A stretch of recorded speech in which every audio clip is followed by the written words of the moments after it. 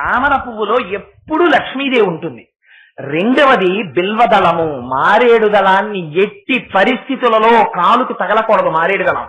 మారేడు దళంలో లక్ష్మీదేవి ఉంటుంది. శ్రీ సూక్తంలో చెప్తారు, ఆదిత్య వర్ణే తపసోధి జాతో వనస్పతే వృక్ష అని ఆ శ్రీ సూక్తంలో మంత్రంలో చెప్తున్నాం కదా మనం. అందులో అమ్మవారు తన కుడి చేతితో సృష్టించింది ఆ మారేడు చెట్టుని.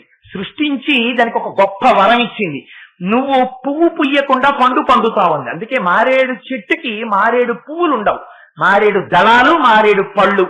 మారేడు ఫలాన్ని శ్రీఫలము అని అంటారు, అది లక్ష్మీ ఫలం. అందుకని మారేడు చెట్టుకి మారేడు దళానికి ఒక వింతైన లక్షణం ఉంది.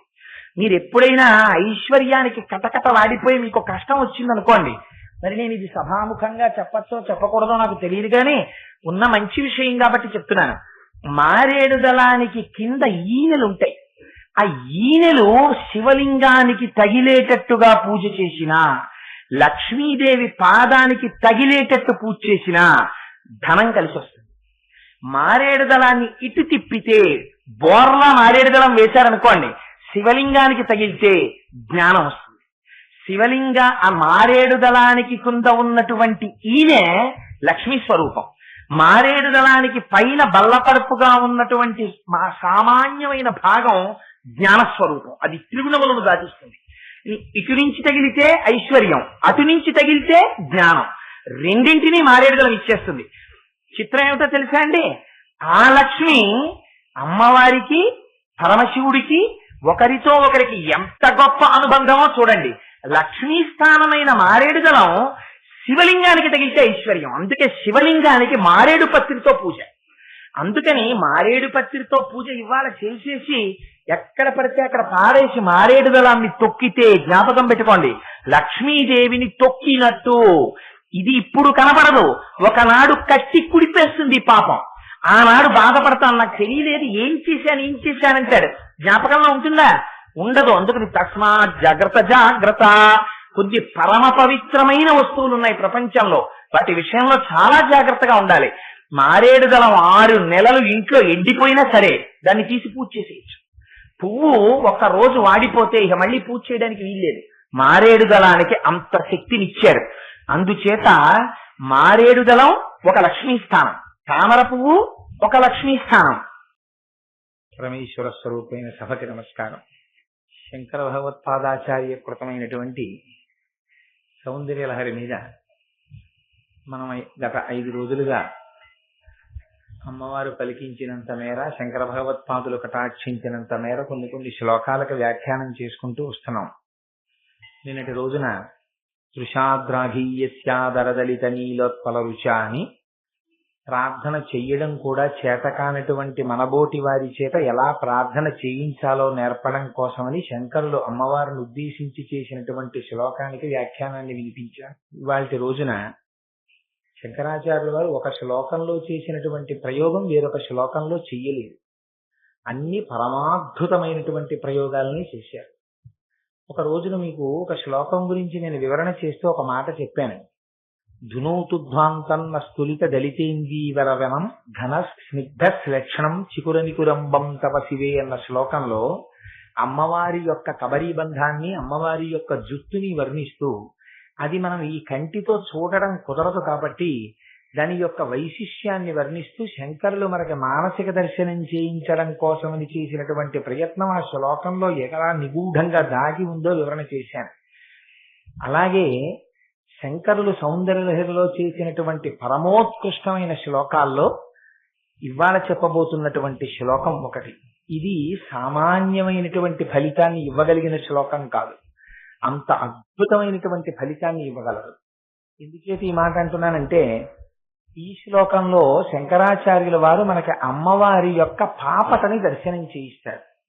ఎందుచేత అంటే అమ్మవారు కూర్చుని ఉన్నప్పుడు సాధారణంగా అమ్మవారి శిరస్సు మీద కిరీటంతోనే కూర్చుని ఉంటుంది తప్ప కిరీటం లేకుండా అమ్మవారి దర్శనం మనం ఎప్పుడూ చెయ్యలేం కదా. దేవాలయంలో తల్లి ఎప్పుడూ కిరీటంతో ఉంటుంది. ఉన్నప్పుడు మీకు అసలు అమ్మవారి యొక్క కేశ సంపదే మీకు దర్శనం అవ్వదు. అవనప్పుడు అమ్మవారు తీసినటువంటి పాపట మీకు ఎలా దర్శనం అవుతుంది? అవదు. ఒకవేళ పాపట దర్శనం చేద్దామన్నా పాపట తీసుకునే ముందు అమ్మవారు పెట్టుకున్నటువంటి సింధూర చుక్క మీకు ఎలా దర్శనం అవుతుంది? అవదు. కానీ అమ్మవారి దగ్గర తప్పకుండా దర్శనం చెయ్యవలసినటువంటి వాటిలో అదొకటి. అలా ఎందుకు దర్శనం చెయ్యాలి? అలా చేస్తే ఏమవుతుంది అసలు? ఈ రహస్యాన్ని శంకరాచార్యుల వారు ఆ శ్లోకంలో చెప్తారు. అందులో అంటారు, తను తుక్షేమం నస్తవ వదన సౌందర్యలహరి పరివాహ స్రోత సరణిరివ సీమంత సరణి వహంతి సింధూరం ప్రబల కబరీ భారతిమిర అని దిశాం బృందై బందీకృతమివ నవీనార్క కిరణం అంటారు. అది ఎంత గొప్ప ప్రయోగమో చెప్పలేను ఆ శ్లోకం.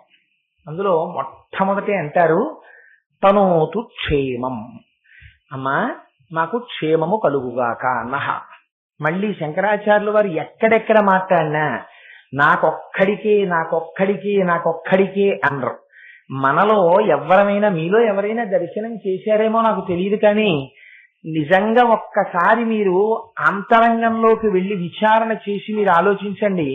మీరు ఎప్పుడైనా అమ్మవారు జుట్టు పాపట తీసుకున్నప్పుడు ఈ ముందు పెట్టుకునేటటువంటి సింధూర బొట్టు చుక్క మీరు ఎప్పుడైనా దర్శనం చేశారా? నాకు తెలిసి ఇక్కడ కూర్చున్న వాళ్ళల్లో 99.9% మంది అసలు అటువంటి దర్శనం చేసి ఉండి ఉండరు.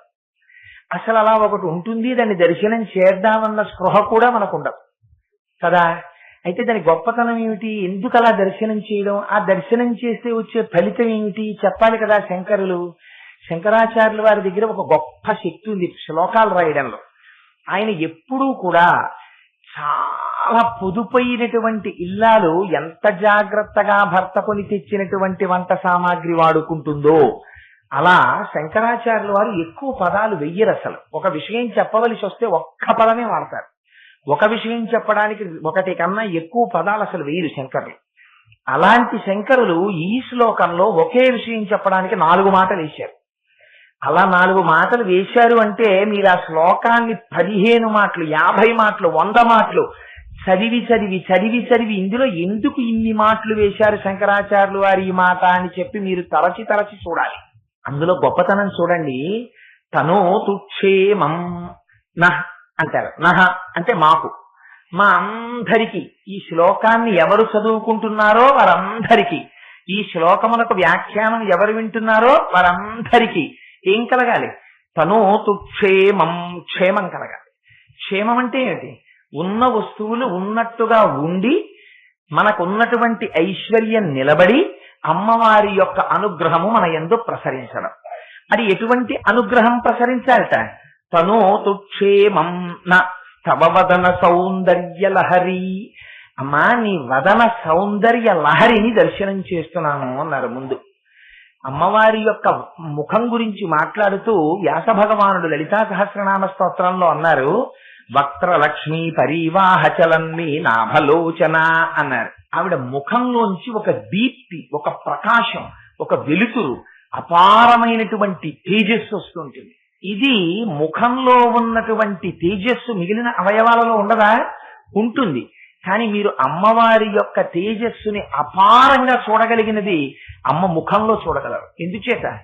నిన్నటి రోజున మీకు చెప్పాను, అమ్మవారి కన్నులలో వచ్చేటటువంటి కాంతే అంత సౌందర్యవంతమైతే ఇంకా అమ్మవారి యొక్క ముఖ దీప్తి ఎంత అందంగా ఉంటుంది.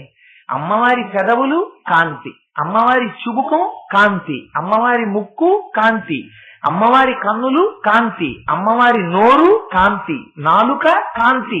అసలు ఇంకా రహస్యం వీలైతే రేపటి రోజున చెప్తాను. శరజ్యోత్స్నా శుద్ధాం శశీత జటాజూటమకుటాం అన్న శ్లోకం ఉంది. అందులో అయితే సరస్వతీదేవి ఎర్రబడిపోయింది. తెల్లటి సరస్వతీదేవి ఎర్రగా అయిపోతుంది అమ్మవారి నాలుక మీద కూర్చుని. అందుకని ఆ తల్లి యొక్క శక్తి అటువంటిది. అటువంటి తల్లి కనుక అమ్మవారి ముఖమండలాన్ని చూస్తున్నప్పుడు అమ్మవారి కళ్ళ వంక చూశారా చాలు మనస్సు లయమైపోతుంది. అమ్మ పెదవి వంక చూశారా మనస్సు లయమైపోతుంది. అమ్మ దంత పంక్తి వంక చూశారా మనస్సు లయమైపోతుంది. అసలు అమ్మ చిరునవ్వు నవ్విందా చెప్పనే అక్కర్లేదు. అమ్మవారి చెవులు చూశారా, గొప్ప సౌందర్యం, పుష్పాల గుత్తులు పెట్టుకుని ఉంటుంది ఆవిడ. అందుకని ఏ అవయవానికి ఆ అవయవమే అందం. అందున ప్రత్యేకించి జ్ఞానేంద్రియాలు చాలా అమ్మవారి ముఖంలోనే ఉంటాయి. కళ్ళు, ముక్కు, చెవులు, నాలుక ఇవన్నీ. అందుకని అమ్మా నీ ముఖంలోంచి వచ్చేటటువంటి ఆ తేజస్సుందే, ఆ వెలుగుందే, ఆ కాంతుందే, అది చూసేటప్పటికమ్మా సౌందర్యలహరి. అసలు ఈ పుస్తకానికి పేరు ఏది ఉందో ఆ పేరు శంకరాచార్యుల వారు ఈ శ్లోకంలో ప్రయోగం చేశారు. ఏమని? అమ్మా తను తుక్షేమం నవవదన సౌందర్యలహరి.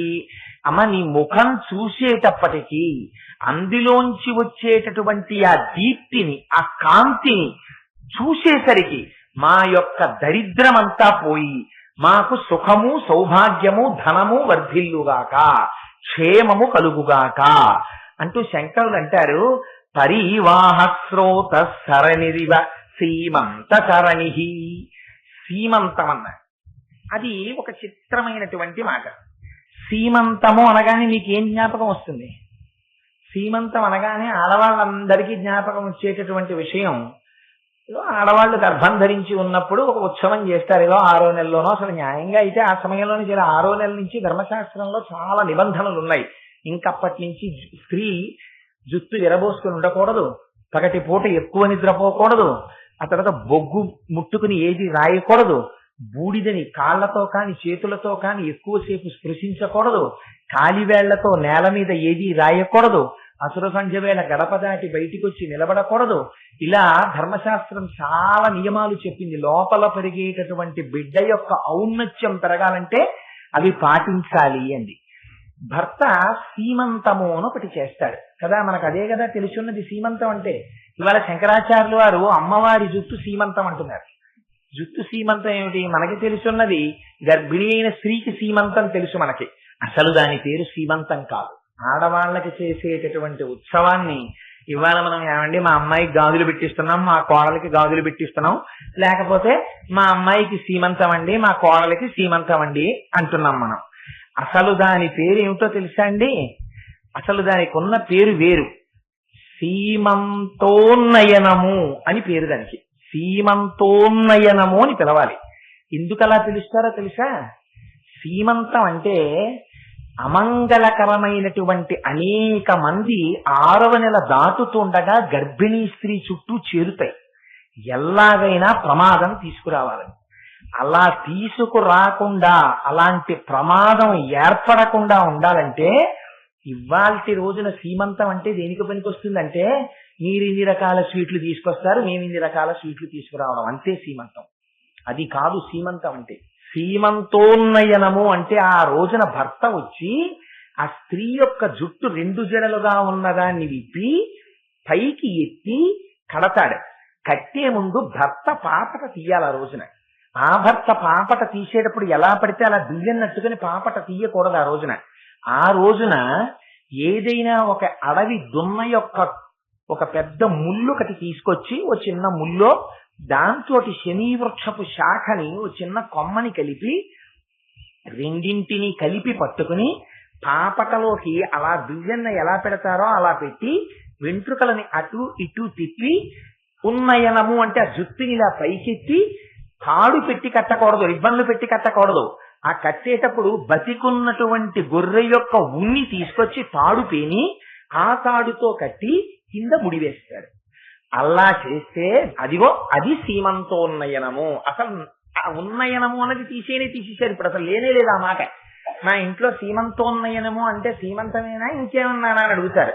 అసలు దాని పేరు సీమంతోన్నయనము. సీమంతోన్నయనము అంటే ఏమిటి? జుత్తు పాపట తీయుట. జుత్తు పాపట తీయటాన్ని సీమంతం అంటారు. మీకు ఇంకా దీని గురించి స్పష్టంగా చెప్పాలంటే సీమ అన్న మాట మీరు ఎప్పుడు వాడతారు? సీమ అంటే హద్దు అని గుర్తు. సీమ అంటే రాయల సీమ, తెలుగు సీమ, పల్నాటి సీమ, తమిళ సీమ, ఇలా కదా చెప్తాం. సీమ అంటే అక్కడి వరకు ఉన్నది, రాయలసీమ ఎక్కడి వరకు ఉన్నది, ఫలానా చోటు వరకు ఉన్నది, ఒక హద్దు చెప్తాం. మీకు తెలియకుండానే మన దేహమునకు కూడా 2 సీమలు ఉంటాయి. 2 సీమలు అంటే 2 హద్దులు. ఏమిటా హద్దులు? ఒకటి ఇక్కడ, ఒకటి ఇక్కడ. ఈ 2 హద్దులు. ఈ 2 హద్దుల్ని సీమంతాల. సీమ అంటే హద్దు, అంతం అంటే అక్కడితో అయిపోవడం. సీమ ప్లస్ అంతము సీమంతము అయిపోయింది కాబట్టి, ఇక్కడతో అయిపోయింది కాబట్టి ఇది సీమంతం, ఇది సీమంతం. అసలు సీమంతం అన్న పేరు ఎక్కడో తెలుసా అండి? విడతీస్తేనే సీమంతం వస్తుంది. అందుకని సీమంతం ఎక్కడ? మీరు ఆడవారి యొక్క జుట్టు పాపట తీయబడకుండా ఉండకూడదు. ధర్మశాస్త్రం ప్రకారం పాపట తీసి తీరాలి. పాపట తీస్తారు కాబట్టి ఆ పాపట తీసి రెండుగా విడదీసి దువ్వుకుంటారు. ఆ దువ్వుకున్నప్పుడు ఎక్కడి వరకు పాపట తీయాలి? ఇక్కడ మొదలుపెట్టి ఇక్కడ వరకు పాపట తీయకూడదు. ఎక్కడి వరకు తీయాలి? బ్రహ్మస్థానం వరకు మాత్రమే తీయాలి. బ్రహ్మస్థానము మీద ఏ వస్తువుని కదపడానికి వీల్లేదు. ఇంకా అందుకని ఇక్కడ నుంచి ఇక్కడి వరకు మాత్రమే పాపట, ఇక్కడి నుంచి ఇక్కడి వరకు తీసేటటువంటి పాపట ఇక్కడ ఆగిపోతుంది. ఇక్కడ ఆగిపోతే దాన్ని సీమంతము అంటారు. అది అసలు సీమంతానికి అర్థం. ఇవాళ శంకరాచార్యులు వారు మాట్లాడుతున్న సీమంతం అది సీమంతం. ఆ సీమంతం గురించి చెప్తూ శంకర భగవత్పాదులు అంటారు, అదిగో అమ్మవారి సీమంతం ఉందే, అంటే అమ్మవారి యొక్క నల్లని జుట్టుందే, ఆ జుట్టుని అమ్మవారు సీమంతం చేసింది. అంటే అమ్మవారు చక్కగా దువ్వుకుని రెండు పక్కల నల్లగా తుమ్మెదల బారుల్లా నల్ల కలువల్లా ఉన్నటువంటి జుట్టుని అలా దువ్వుకుంది. అలా దువ్వుకున్నప్పుడు చిత్రం ఏం జరిగింది? అక్కడే ఆశ్చర్యమంతా ఉంది. అమ్మవారు సింధూరం పెట్టుకుంది. ఇక్కడ ఈ సింధూరం, అసలు సింధూరం పెట్టుకోవడం గురించి ఒక గొప్ప రహస్యం ఉంది. అసలు ఇక్కడ సింధూరం ఎందుకు పెట్టుకోవడం అంటే, చాలా మందిలో ఉన్నటువంటి తప్పునానుడు ఏమిటంటే బొట్టు పెట్టుకోవడమే గొప్ప, సింధూరం పెట్టుకోవడం కాదు అని. అసలు మీ భర్త యొక్క ఐశ్వర్యం దేన్ని బట్టి నిర్ణయింపబడుతుందో తెలుసా అండి? మీరు పెట్టుకునేటటువంటి సింధూరమును బట్టి నిర్ణయింపబడుతుంది. ఆవిడ ఇంటికి వచ్చిన తరువాత ఆయనకి కలిసి వచ్చినా, ఆయనకి ఐశ్వర్యము నిలబడినా, ఆయనకి 4 రూపాయలు ఉన్నా, ఆయన వెళ్ళినటువంటి పనులు అయినా ఎక్కడి నుంచి కలిసి వస్తుందో తెలుసా? కలిసి వచ్చేది ఆడది ఇక్కడ పెట్టుకున్న బొట్టులోంచి వస్తుంది. మీరు ఇక్కడ పెట్టుకునే బొట్టు, ఇక్కడ బొట్టు తరువాతి బొట్టు, జ్ఞాపకం పెట్టుకోండి. ఇది ధర్మశాస్త్రం. మీరు ఇక్కడ బొట్టు పెట్టుకున్న తర్వాత ఇక్కడ పెట్టుకోవచ్చు. ఇక్కడ పెట్టుకుని ఇక్కడ మరిచిపోతే భర్తృద్రోహం. అలా చెయ్యకూడదు. మెట్టినింటి యొక్క వైభవాన్ని కోరుకున్న స్త్రీ, తన భర్త వృద్ధిలోకి రావాలని కోరుకున్న స్త్రీ, తాను ఏ ఇంటికి వెళ్ళిందో ఆ ఇంట్లో వంశము నిలబడాలని కోరుకున్న స్త్రీ, తమని ధర్మక్షేత్రముగా స్వీకరించినటువంటి పురుషుడికి కొడుకులు పుట్టి ఆ వంశం తరగాలని కోరుకున్న స్త్రీ ఖచ్చితంగా సింధూరం పెట్టుకోవాలి. ఇక్కడ ఆ సింధూరం ఇక్కడే ఎందుకు పెట్టుకోవాలి? మీరు క్షమించండి, వాళ్ళు ఎవరైనా అలా ఉంటే నేను ఏదో దాని గురించి విమర్శ చేశానని మాత్రం అనుకోకండి. ఉన్న విషయం నేను చెప్పాలి కాబట్టి శ్లోకంలోని చెప్తున్నాను అంతే. అందుకని ఇక్కడ సింధూరం ఇక్కడే ఎందుకు పెట్టుకోవాలి? సీమంతంలో, సీమంతం అంటే పాపట తీయడంలో నేను ఎక్కడెక్కడ సీమంతము అన్న మాట వాడినా మీరు ఇవాళ గర్భిణీ స్త్రీల సీమంతాన్ని గుర్తు తెచ్చుకోకండి. నేను చెప్పే సీమంతం అంటే ఇది సీమంతం, పాపట. ఈ సీమంతంలో ఇక్కడ ఎందుకు పెట్టుకుంటున్నారు సింధూరాన్ని? ఇక్కడ ఎందుకు పెట్టుకుంటున్నారంటే ఇక్కడ పెట్టుకోవడం వెనకాతల ఒక పెద్ద రహస్యం ఉంది. ఇక్కడే ఎందుకు పెడతారంటే లక్ష్మీదేవిని లక్ష్మీదేవిగా అర్చన చేస్తారు. కానీ లక్ష్మీదేవి యొక్క మూర్తి లక్ష్మి. మీరు వెళ్ళి అమ్మా నీ అనుగ్రహం మాకు కలగాలని అడుగుతారు. పురుషుడు వివాహం చేసుకునేటప్పుడు ఆయన కన్నా పెద్దవాడైన మామగారు అల్లుడి కాళ్ళు కడిగి పళ్ళెంలో పెట్టి ఆ నీళ్లు తీసుకుని తను తల మీద చల్లుకుని తన భార్య తల మీద చల్లుతున్నాడు. అలా చల్లచ్చా? అల్లుడి తాయుక్షీణం కాదు. వయస్సులోనేమో మామగారు పెద్దవాడా, మామగారి కన్నా పెద్ద అల్లుడు ఉంటాడు ఇది ప్రపంచంలో ఎక్కడన్నా. మామగారి కన్నా అల్లుడు చిన్నవాడు ఉంటాడు. చిన్నవాడైనటువంటి అల్లుడి కాళ్ళు పళ్ళెంలో పెట్టి అత్తగారు నీళ్లు పోస్తుంటే మామగారు కాళ్ళు కడిగి ఆ నీళ్లు తల మీద చల్లుకోవచ్చా? చల్లుకోకూడదు. మరి ఎందుకు చల్లుకుంటున్నారు? మీరందరూ కూడా పాణిగ్రహణంలో ఇదో విచిత్రం. మనందరం వివాహం వివాహం వివాహం అంటాం. వివాహం అంటే విచిత్రమైన బరువు. వీడు మళ్ళీ వింతైన బరువెత్తుకుంటున్నాడు రా అని. అసలు పాణిగ్రహణం ధర్మశాస్త్రం. అరచేతిని అరచేతితో రాసి పట్టుకుంటాడు, నువ్వు నా ఇంటికి లక్ష్మిలా నడిచిరా అని. అందుకని ఆడపిల్లనిస్తున్నానని ఇవ్వడు మామగారు. ఇచ్చేటప్పుడు ఆయనలోకి నారాయణుణ్ణి ఉపాసన చేస్తాడు. ఉపాసన చేసి తన కుమార్తెలోకి లక్ష్మీదేవిని ఉపాసన చేస్తారు. చేసి పద్మాననే పద్మవూరు పద్మాక్షి పద్మ సంభవే, పద్మంలో కూర్చున్న లక్ష్మీదేవిని తీసుకొచ్చి అక్కడ కూర్చోబెడతారు. కూర్చోపెట్టి ఈమె నా కుమార్తె లక్ష్మి, నువ్వు నారాయణుడవు, ఈ పిల్ల నా పిల్ల కాదు, ఈ పిల్ల ఆడపిల్ల, ఈడపిల్ల కాదు, పుట్టినప్పుడే ఈ పిల్ల నీ పిల్ల, ఈమె లక్ష్మి నీ సొత్తు, అందుకని ఈ లక్ష్మిని ఈ నారాయణుడికి ధారపోస్తున్నాను అని లక్ష్మిని తీసుకెళ్లి నారాయణుడికి ఇస్తున్నాడు తప్ప ఒక ఆడపిల్లని ఒక మగాడి పక్కకి పంపించేటటువంటి దౌర్భాగ్య ధర్మం లేదు సనాతన ధర్మంలో. మీకు ధర్మపత్ని ఇస్తున్నాడంతే. ఆమెని మీరు చూడవలసినది ధర్మపత్నిగా, నీ ధర్మమునందు, అర్థమునందు, కామమునందు. అందుకే భార్యతో రమించి తన తేజస్సుని భార్య యందు ప్రవేశపెట్టిన నాడు తన తేజస్సే తన పుత్రుడిగా బయటకు వస్తుంది. ఇది భార్యకి మాత్రమే పురుషుడివ్వవలసిన కానుక, ఇతరులకు ఇవ్వడానికి వీల్లేదు దాన్ని. అందుకని అంత ధర్మబద్ధం. అందుకని మామగారిస్తున్నది లక్ష్మీ స్వరూపని ఇస్తున్నాడు. లక్ష్మీ స్వరూపగా మీ ఇంట నడయాడుతోంది ఆ పిల్ల. మీ ఇంట లక్ష్మి నడయాడాలి. ఎన్ని రూపాలుగా నడయాడాలి అందులోనే ఉంది రహస్యం అంతా. మీకు ఒక కర్రనిచ్చి 4 ముక్కలు నరకమన్నాం అనుకోండి, ఒక కర్రని తీసుకొచ్చి 3 మాటలు నరికితే చాలు 4 ముక్కలు అయిపోతాయి. ఒక కర్రను ఒక మాట కొడితే 1 ముక్క వస్తుంది, 2వ మాట కొడితే 2వ ముక్క వస్తుంది, 3వ మాట కొడితే 2 ముక్కలు వచ్చేస్తాయి, 4 ముక్కలు అయిపోతున్నాయి. ఒక్క ధర్మపత్నిని స్వీకరిస్తే ధర్మ కామ మోక్షములు కూడా అందులో వచ్చేస్తాయి. ఏమిటి అర్థం? అర్థం అంటే భార్య ఇచ్చేటటువంటి అర్థం ఏమిటో తెలుసా అండి? ఏమన్నా మా ఆవిడ ఏం ఉద్యోగం చేయలేదు, నాకు ఎప్పుడు ఏం డబ్బులు పట్టుకొచ్చి ఇవ్వలేదు, మీరేమో ధర్మపత్నిని పట్టుకుంటే అర్థం వస్తుందంటున్నారు, ఎక్కడి నుంచి వస్తుందండి అర్థం అని మీకు అనుమానం రావచ్చు. అర్థము కొడుకు, తండ్రికి కొడుకు అర్థము. ఎందుకని? విదురుడంతటి వాడు ఒక మాట అడిగాడు, నాకు కోరిక ఏమిటో తెలుసా, నేను బ్రతికున్నంత కాలము నా కొడుకు పక్కన పడుకుని నేను అతన్ని కౌగిలించుకునే అదృష్టాన్ని నాకు ఇమ్మన్నాడు. అదేమిటండి ఎన్ని ఏళ్ళు వచ్చినా కొడుకు పక్కన ఇంటి పడుకుంటాడా అని మళ్ళీ అనకండి. కొడుకు పక్కన పడుకోవడం అంటే తండ్రి కొడుకు ఒక చోట ఉండుట. తండ్రి కొడుకులు విడిపోయి ఉండడం ధర్మశాస్త్ర రీత్యా దురదృష్టాన్ని అనుభవించడం. తను వృద్ధాప్యం వచ్చేసిన తర్వాత కొడుకు దగ్గర ఉండడం, ఉండి ఆ కొడుకు కనపడినప్పుడు తండ్రి కుమారుణ్ణి కౌగిలించుకోవడం, పుత్రగాత్ర పరిష్వంగమునకు మించిన ఐశ్వర్యం ఇంకా తండ్రికి లేదు శాస్త్రంలో. వాడికి కోట్లుండనివ్వండి, వాడు నిలిపేది ఎప్పుడు? పుత్రగాత్ర పరిష్వంగము లేనప్పుడు. అది లేనప్పుడు ధర్మశాస్త్రం ఏం చేసిందంటే, ఇది ఇక్కడ కూర్చున్నప్పుడు నిర్దాక్షిణ్యంగా మాట్లాడవలసిందే. శాసనాత్ శంసనాత్ ఇది శాస్త్ర. అందుకని ఉన్నమాట ఉన్నట్లు మాట్లాడుతున్నాను. అటువంటి వాడికి పౌత్రుణ్ణి ఇచ్చింది శాస్త్రం. నువ్వు ఇప్పటికైనా ధర్మంలో వెడితే నీకు మనవాణ్ణి ఇస్తున్నానంది. ఇస్తే అందుకని కొడుకు లేకపోతే మనవాణ్ణి ఇచ్చానంది. ఎప్పుడు? నువ్వు మళ్ళీ ధర్మంలోకి వచ్చినప్పుడు భగవానుణ్ణి నిందించకు. అందుకని నీ ఇంటికి వచ్చిన లక్ష్మి ఎలా వస్తోంది? లక్ష్మిగా వచ్చిందని ఏమిటి గుర్తు? నీ భార్య నీ ఇంట్లో కదులుతున్న లక్ష్మి. ఎలా నిర్ణయం? అందుకని శాస్త్రంలో అన్నారు 5 లక్ష్మీ స్థానాలు ఉన్నాయన్నారు. ఏమిటి 5 లక్ష్మీ స్థానాలు?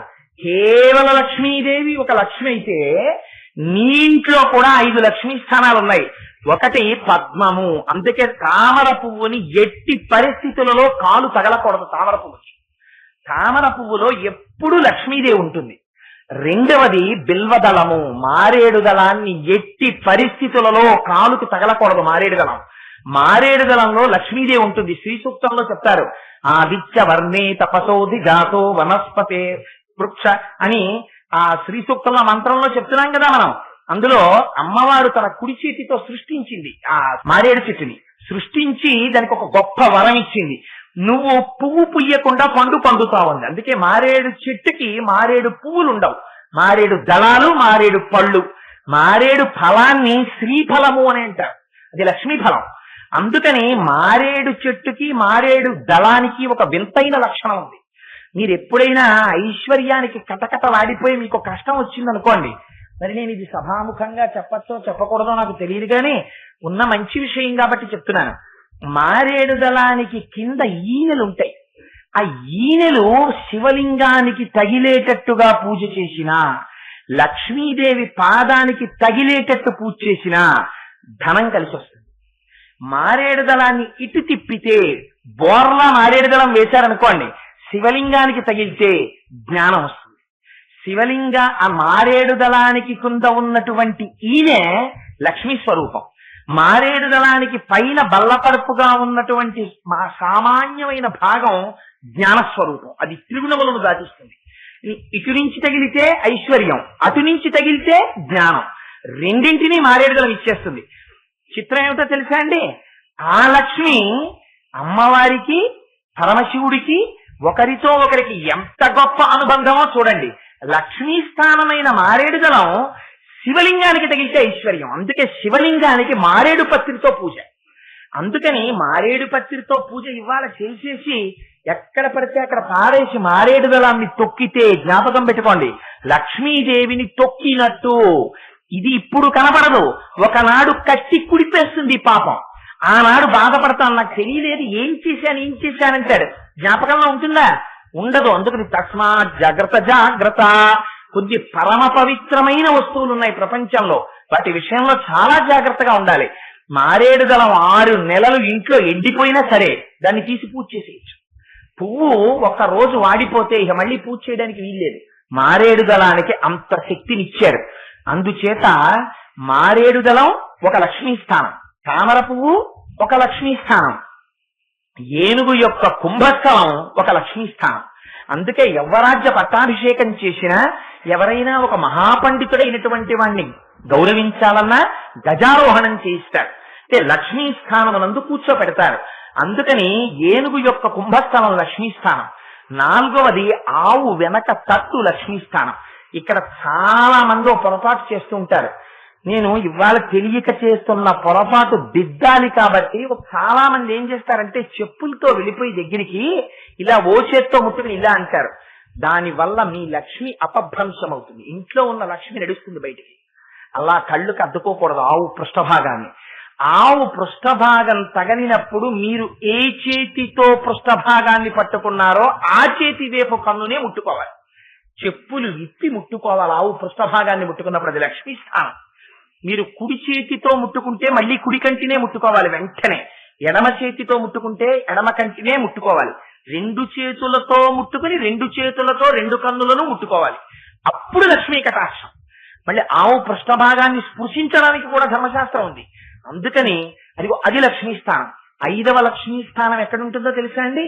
ఆడవారి యొక్క పాపట తీయడం ఎక్కడ మొదలవుతుందో నుదిటి దగ్గర, అది లక్ష్మీ స్థానం. అందుకని భర్తకి లక్ష్మి ఎక్కడి నుంచి వస్తుంది? భర్తకి వంశం ఎక్కడి నుంచి వస్తుంది? భర్తకి ఐశ్వర్యం ఎక్కడి నుంచి వస్తుంది? భర్తకి విజయం ఎక్కడి నుంచి వస్తుంది? ఆ లక్ష్మీ స్థానము ఆరాధింపబడిన నాడు. ఆ లక్ష్మీ స్థానం ఆరాధింపబడలేదనుకోండి, ఈవిడ బానే ఉంటుంది, ఆయన దెబ్బతింటాడు. ఎందుకని? తన ఇంటి లక్ష్మీ స్థానం అర్చింపబడలేదు.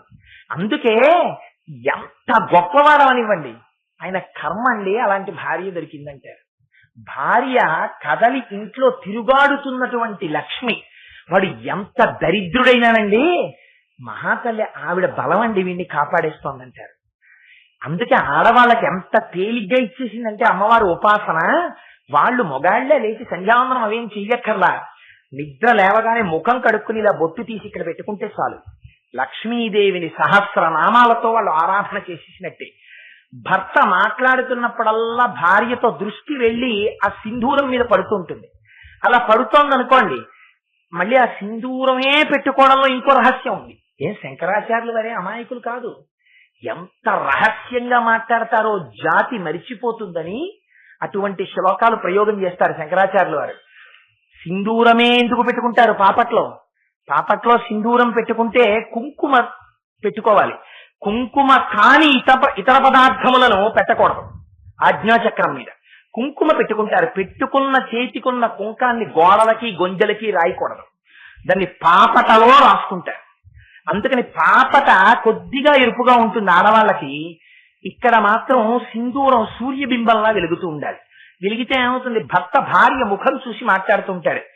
మాట్లాడినంతసేపు భార్య పాపటకి ముందున్నటువంటి సింధూరం వెంక చూసి మాట్లాడుతుంటే, తాను మాట్లాడుతున్న మాటలు ఇవాళ నేను ఈ ప్రయత్నం మీద పెడుతున్నాను, ఇది తప్పకుండా కలిసి రావాలి, భగవంతుడి దయ పెడుతున్నాను అని మాట్లాడతాడు.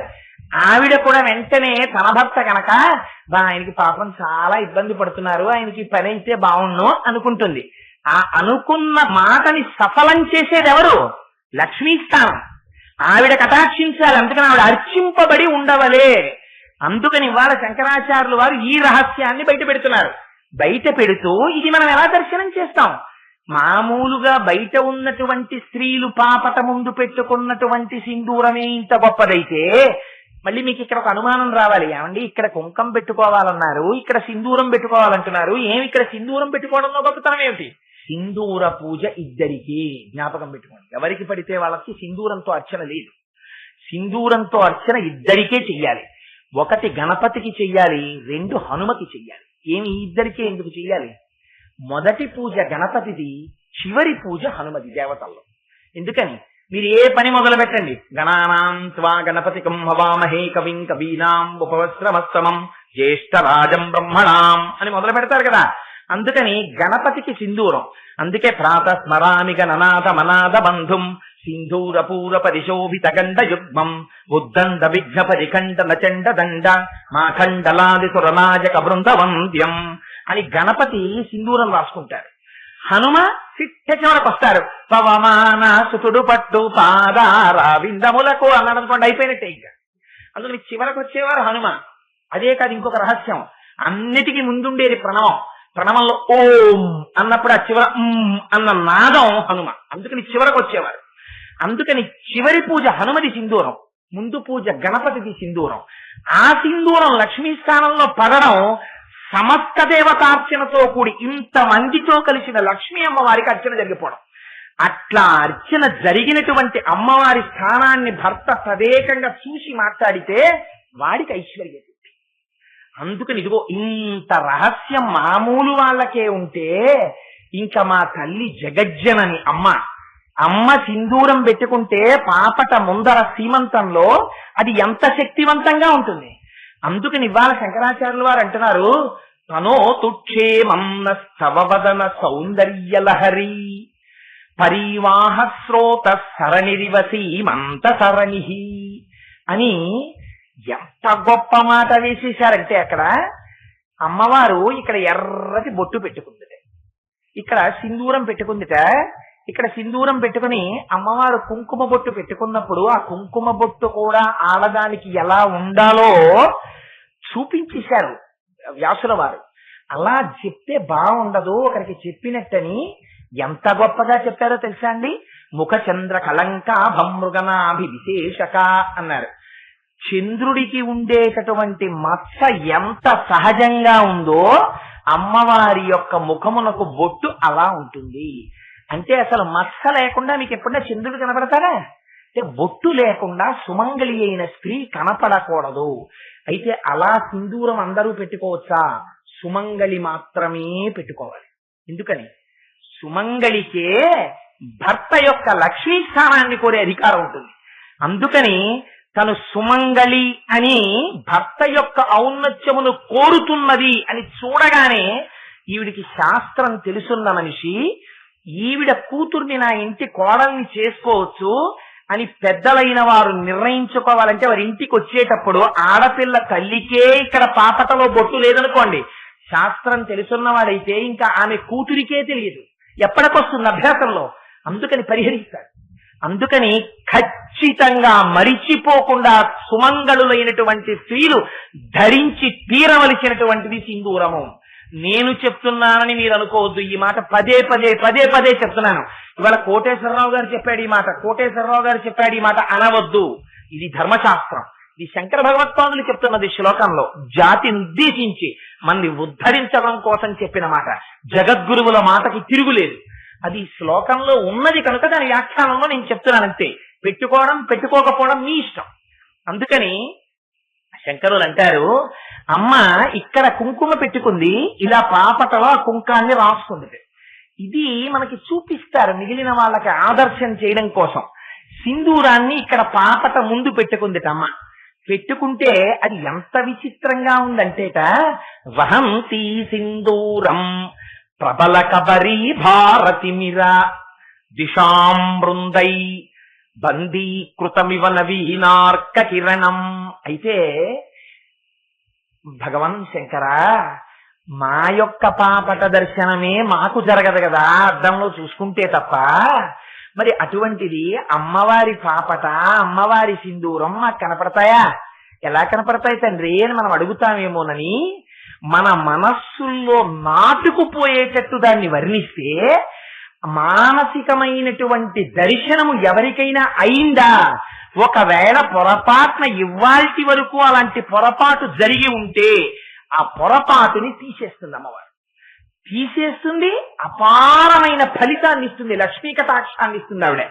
అందుకని మామూలుగా ఆడవాళ్ల యొక్క పాపట మొదటి స్థానమే లక్ష్మీ స్థానం అయితే ఇంకా అమ్మవారి యొక్క పాపట మొదటి స్థానం ఏమై ఉండాలి, ఎంత లక్ష్మీ స్థానం అయి ఉండాలి. దాన్ని దర్శనం చేయించాలి ఇవాళ మనకి. దానికోసం మనకి చేయించకపోతే ఏం శంకరాచార్యులు గారు చేయలేదా? ఆయన హాయిగా కూర్చోలేరా? తండ్రికి బిడ్డల మీద ఎంత తాపత్రయమో శంకరాచార్యుల వారికి జాతి మీద అంత తాపత్రయం.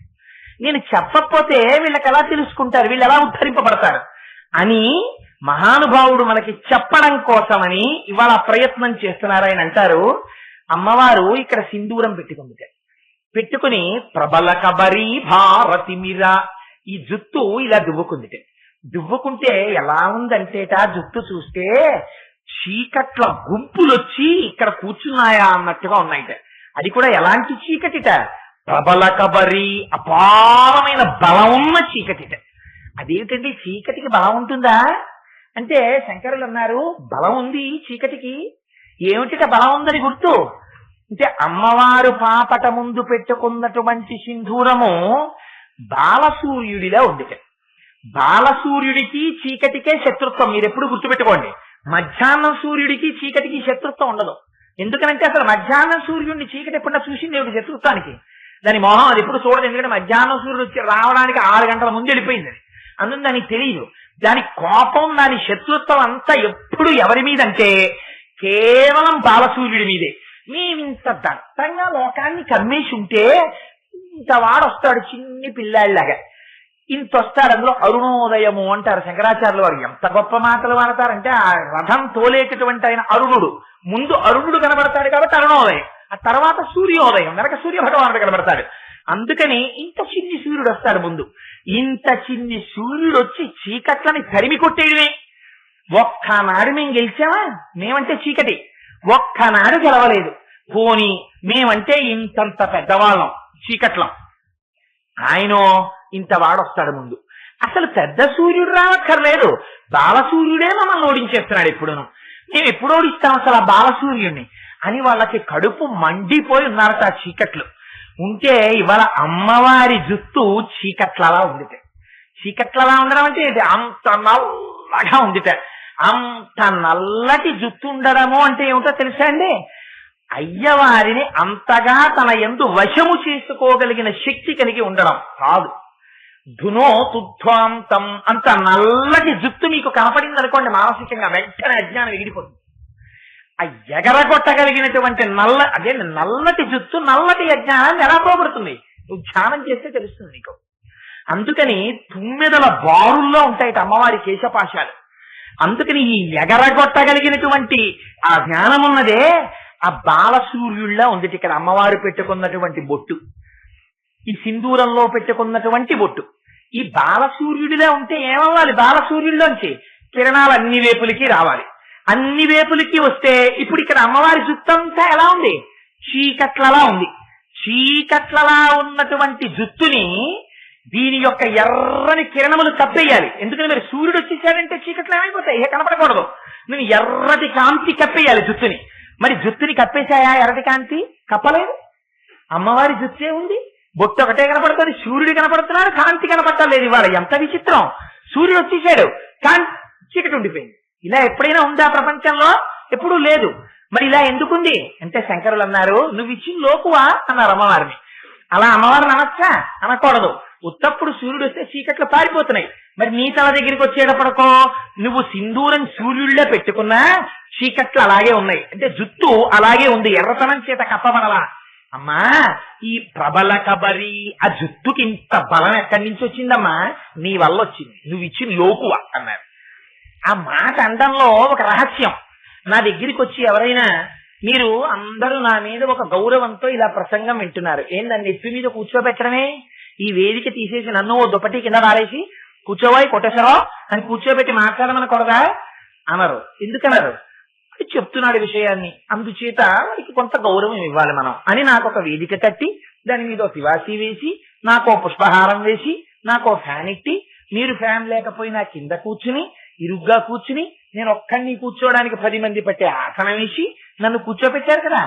ఇంత నన్ను కూర్చోపెట్టిన తర్వాత ఉపన్యాసం అయిపోగానే ఎవరన్నా వచ్చి నా భుజం మీద చెయ్యేసి నన్ను ముందుకి లాగి రే కోటేశ్వరరావు ఏంట్రా నువ్వు వచ్చేయట్రా ఉపన్యాసానికి అన్నాడు అనుకోండి. అంటే మీకేమనిపిస్తుంది? ఏంట్రా అది ఆయన అలా అంటే మీకు తెలిసి అవతల వాడు అజ్ఞానని మీకు తెలిసి ఉండొచ్చు. తెలిసి ఉన్న కోటేశ్వరరావు గారు అంత చనువు ఇవ్వకూడదు అలాంటి వాళ్ళకి, ఎందుకు అంత చనువు ఆయన ఇచ్చిన లోకువ, వాడు ఆయనతో అలా మాట్లాడుతున్నాడు అలా మాట్లాడచ్చా అనిపిస్తుంది మీకు. నేను అంత గొప్పవాడిని కాదు సుమా, ఉదాహరణకి చెప్పానంతే తేలిగ్గా అర్థం అవడానికి. అలా ఇవాళ శంకరులు అంటారు, అమ్మా సూర్యబింబంలా నువ్వు బొట్టు ఇక్కడ పెట్టుకున్నావు సింధూరాన్ని, అయినా ఎర్రటి కాంతులు కప్పలేకపోతున్నాయి నల్లటి జుత్తుని. నువ్వు ఇచ్చిన లోకువమ్మా, అంత బలం వచ్చింది జుత్తుకి, ఏమిటి లోకువా? చక్కగా జుత్తుకి రోజు నూనె రాస్తావు, దాన్ని చక్కగా దువ్వుతావు, చక్కగా పాపట తీస్తావు, సింధూరం పెడతావు, కుంకం రాస్తావు, అప్పుడు ముడేస్తావు, అందులో మంచి మంచి పువ్వులన్నీ పెట్టుకుంటావు. అలా కాకుండా ఎప్పుడైనా ఇలా జుత్తు విరబోసుకుని కనపడ్డావా? ఒక్క రోజు కనపడలేదే. అంత అందంగా సిగ వేసుకుని ఉంటావు. మరి వాటిని అంత చక్కగా నూనె రాసి చక్కగా వాటిని దువ్వి వాటిని చక్కగా ముళ్ళు లేకుండా రోజు దువ్వి వాటికి ముడేసి వాటికి పువ్వులెట్టి అంత చేస్తుంటే ఓ బలపడ్డాయి, బలపడిపోయి ఇవాళ వాటికి ఎక్కడ లేని బలం వచ్చేసిందమ్మా. నువ్వు ఇచ్చిన లోకువా? ఇందులో రహస్యం ఏంటి? పైకి అలా అంటున్నారు, లోపల రహస్యం ఏంటి? అమ్మ తన కురుల పట్ల అంత శ్రద్ధ కలిగినది, నీవు నీ కురుల పట్ల అంత శ్రద్ధ కలిగి ఉండి తీరాలి సుమంగళి. అందుకే పురుషుడే కేశఖండనం చేయిస్తాడు, స్త్రీ సాధారణంగా చేయించరు. ఏదో చాలా గొప్ప మొక్కుకుని ఇవ్వడం ఎగ్జెంప్టెడ్, దాని గురించి నేను మాట్లాడటలేదు. కానీ సాధారణంగా పురుషులు కేశఖండనం చేయించుకుంటారు. పురుషులు కేశఖండనం చేయించుకోవడం, శిఖతో ఉండడం అనేటటువంటిది ఒక సత్సాంప్రదాయం. అందుకని ఇవాళ అమ్మవారు అంతలా కేశపాశాన్ని రక్షించుకుని ఉండడం, తన భర్త పట్ల పాతివ్రత్య ధర్మంతో ఉండడం.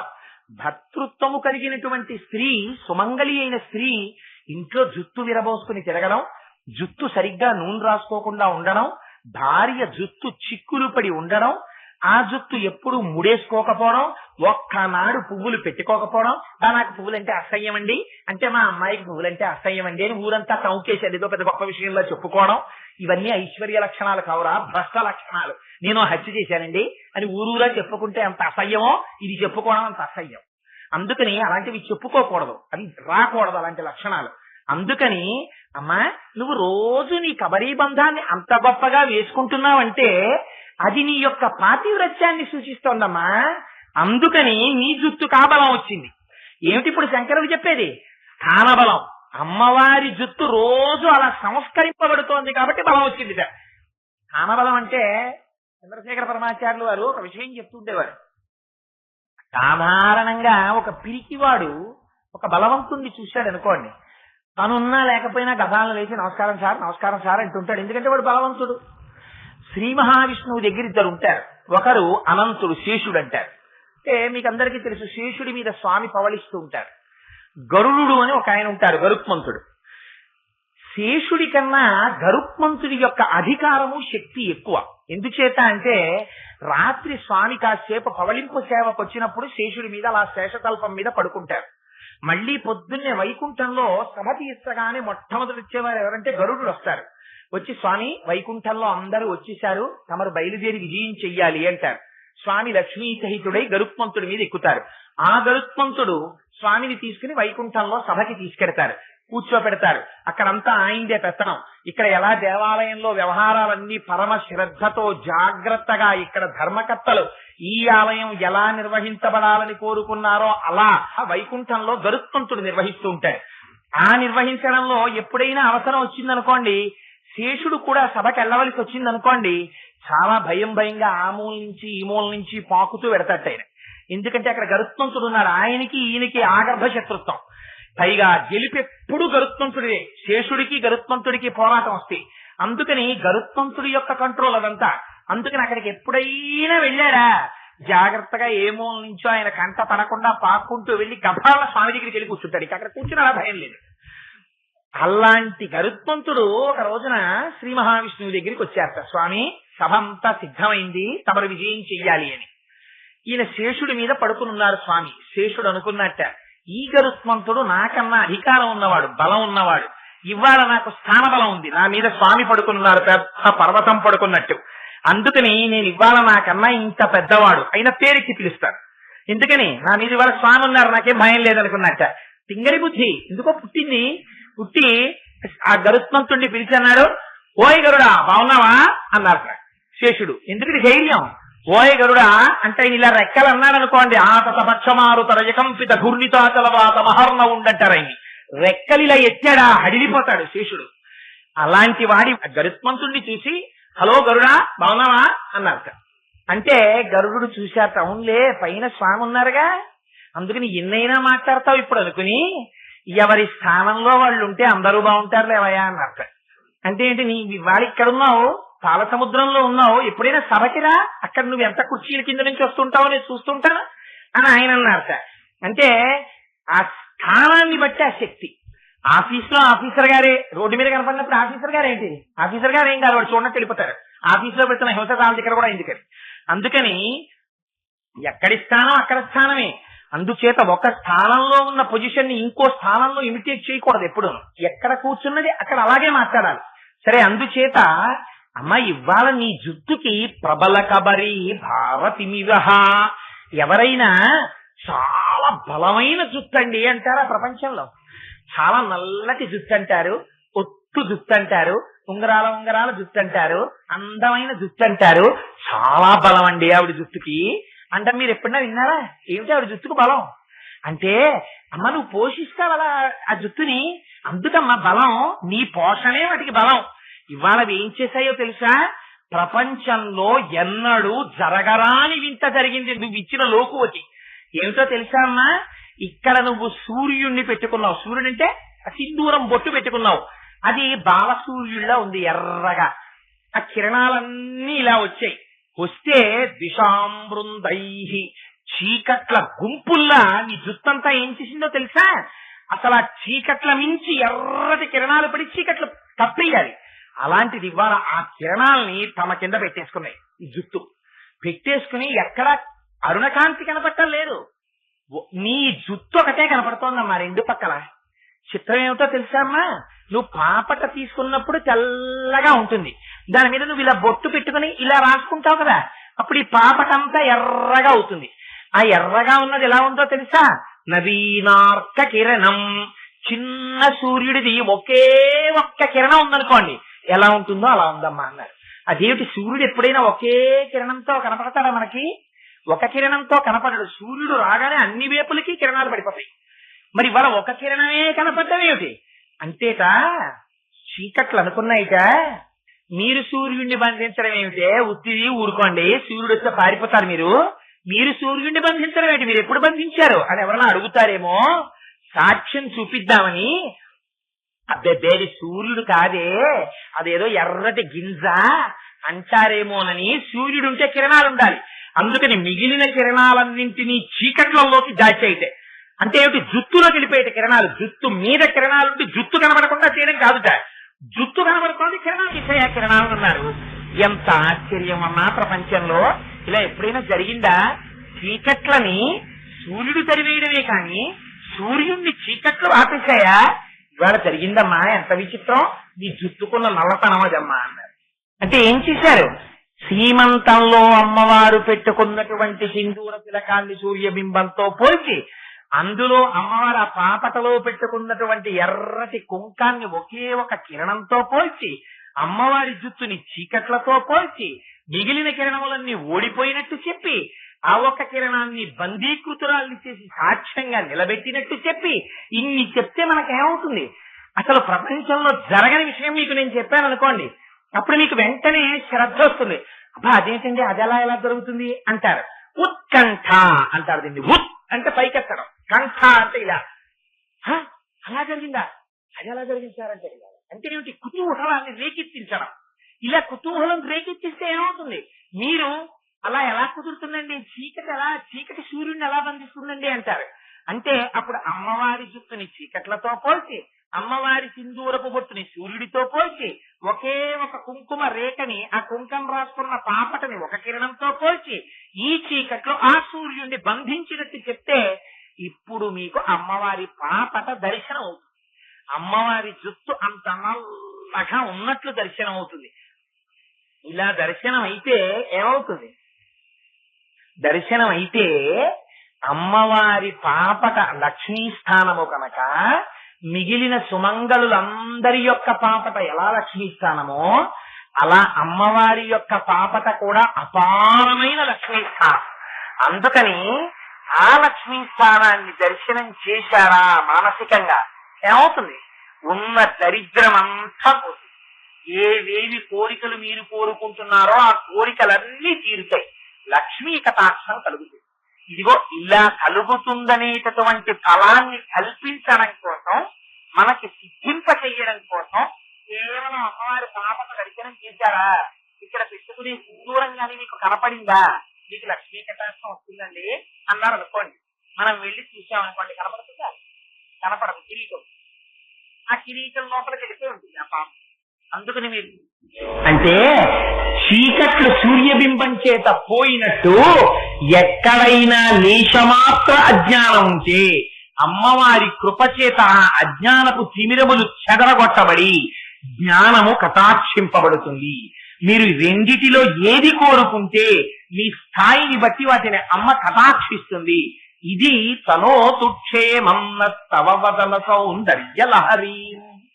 ఇది చెప్పడానికి అయ్యో వీళ్ళకి రాదు, రేపు పొద్దున్న అమ్మవారి దగ్గరికి వెళ్ళి ఇలా ఇయ్యమ్మా అని అడగడం కూడా వీళ్ళకి చేత కాదు అని శంకరులు ఉన్నహ అని వేశారు.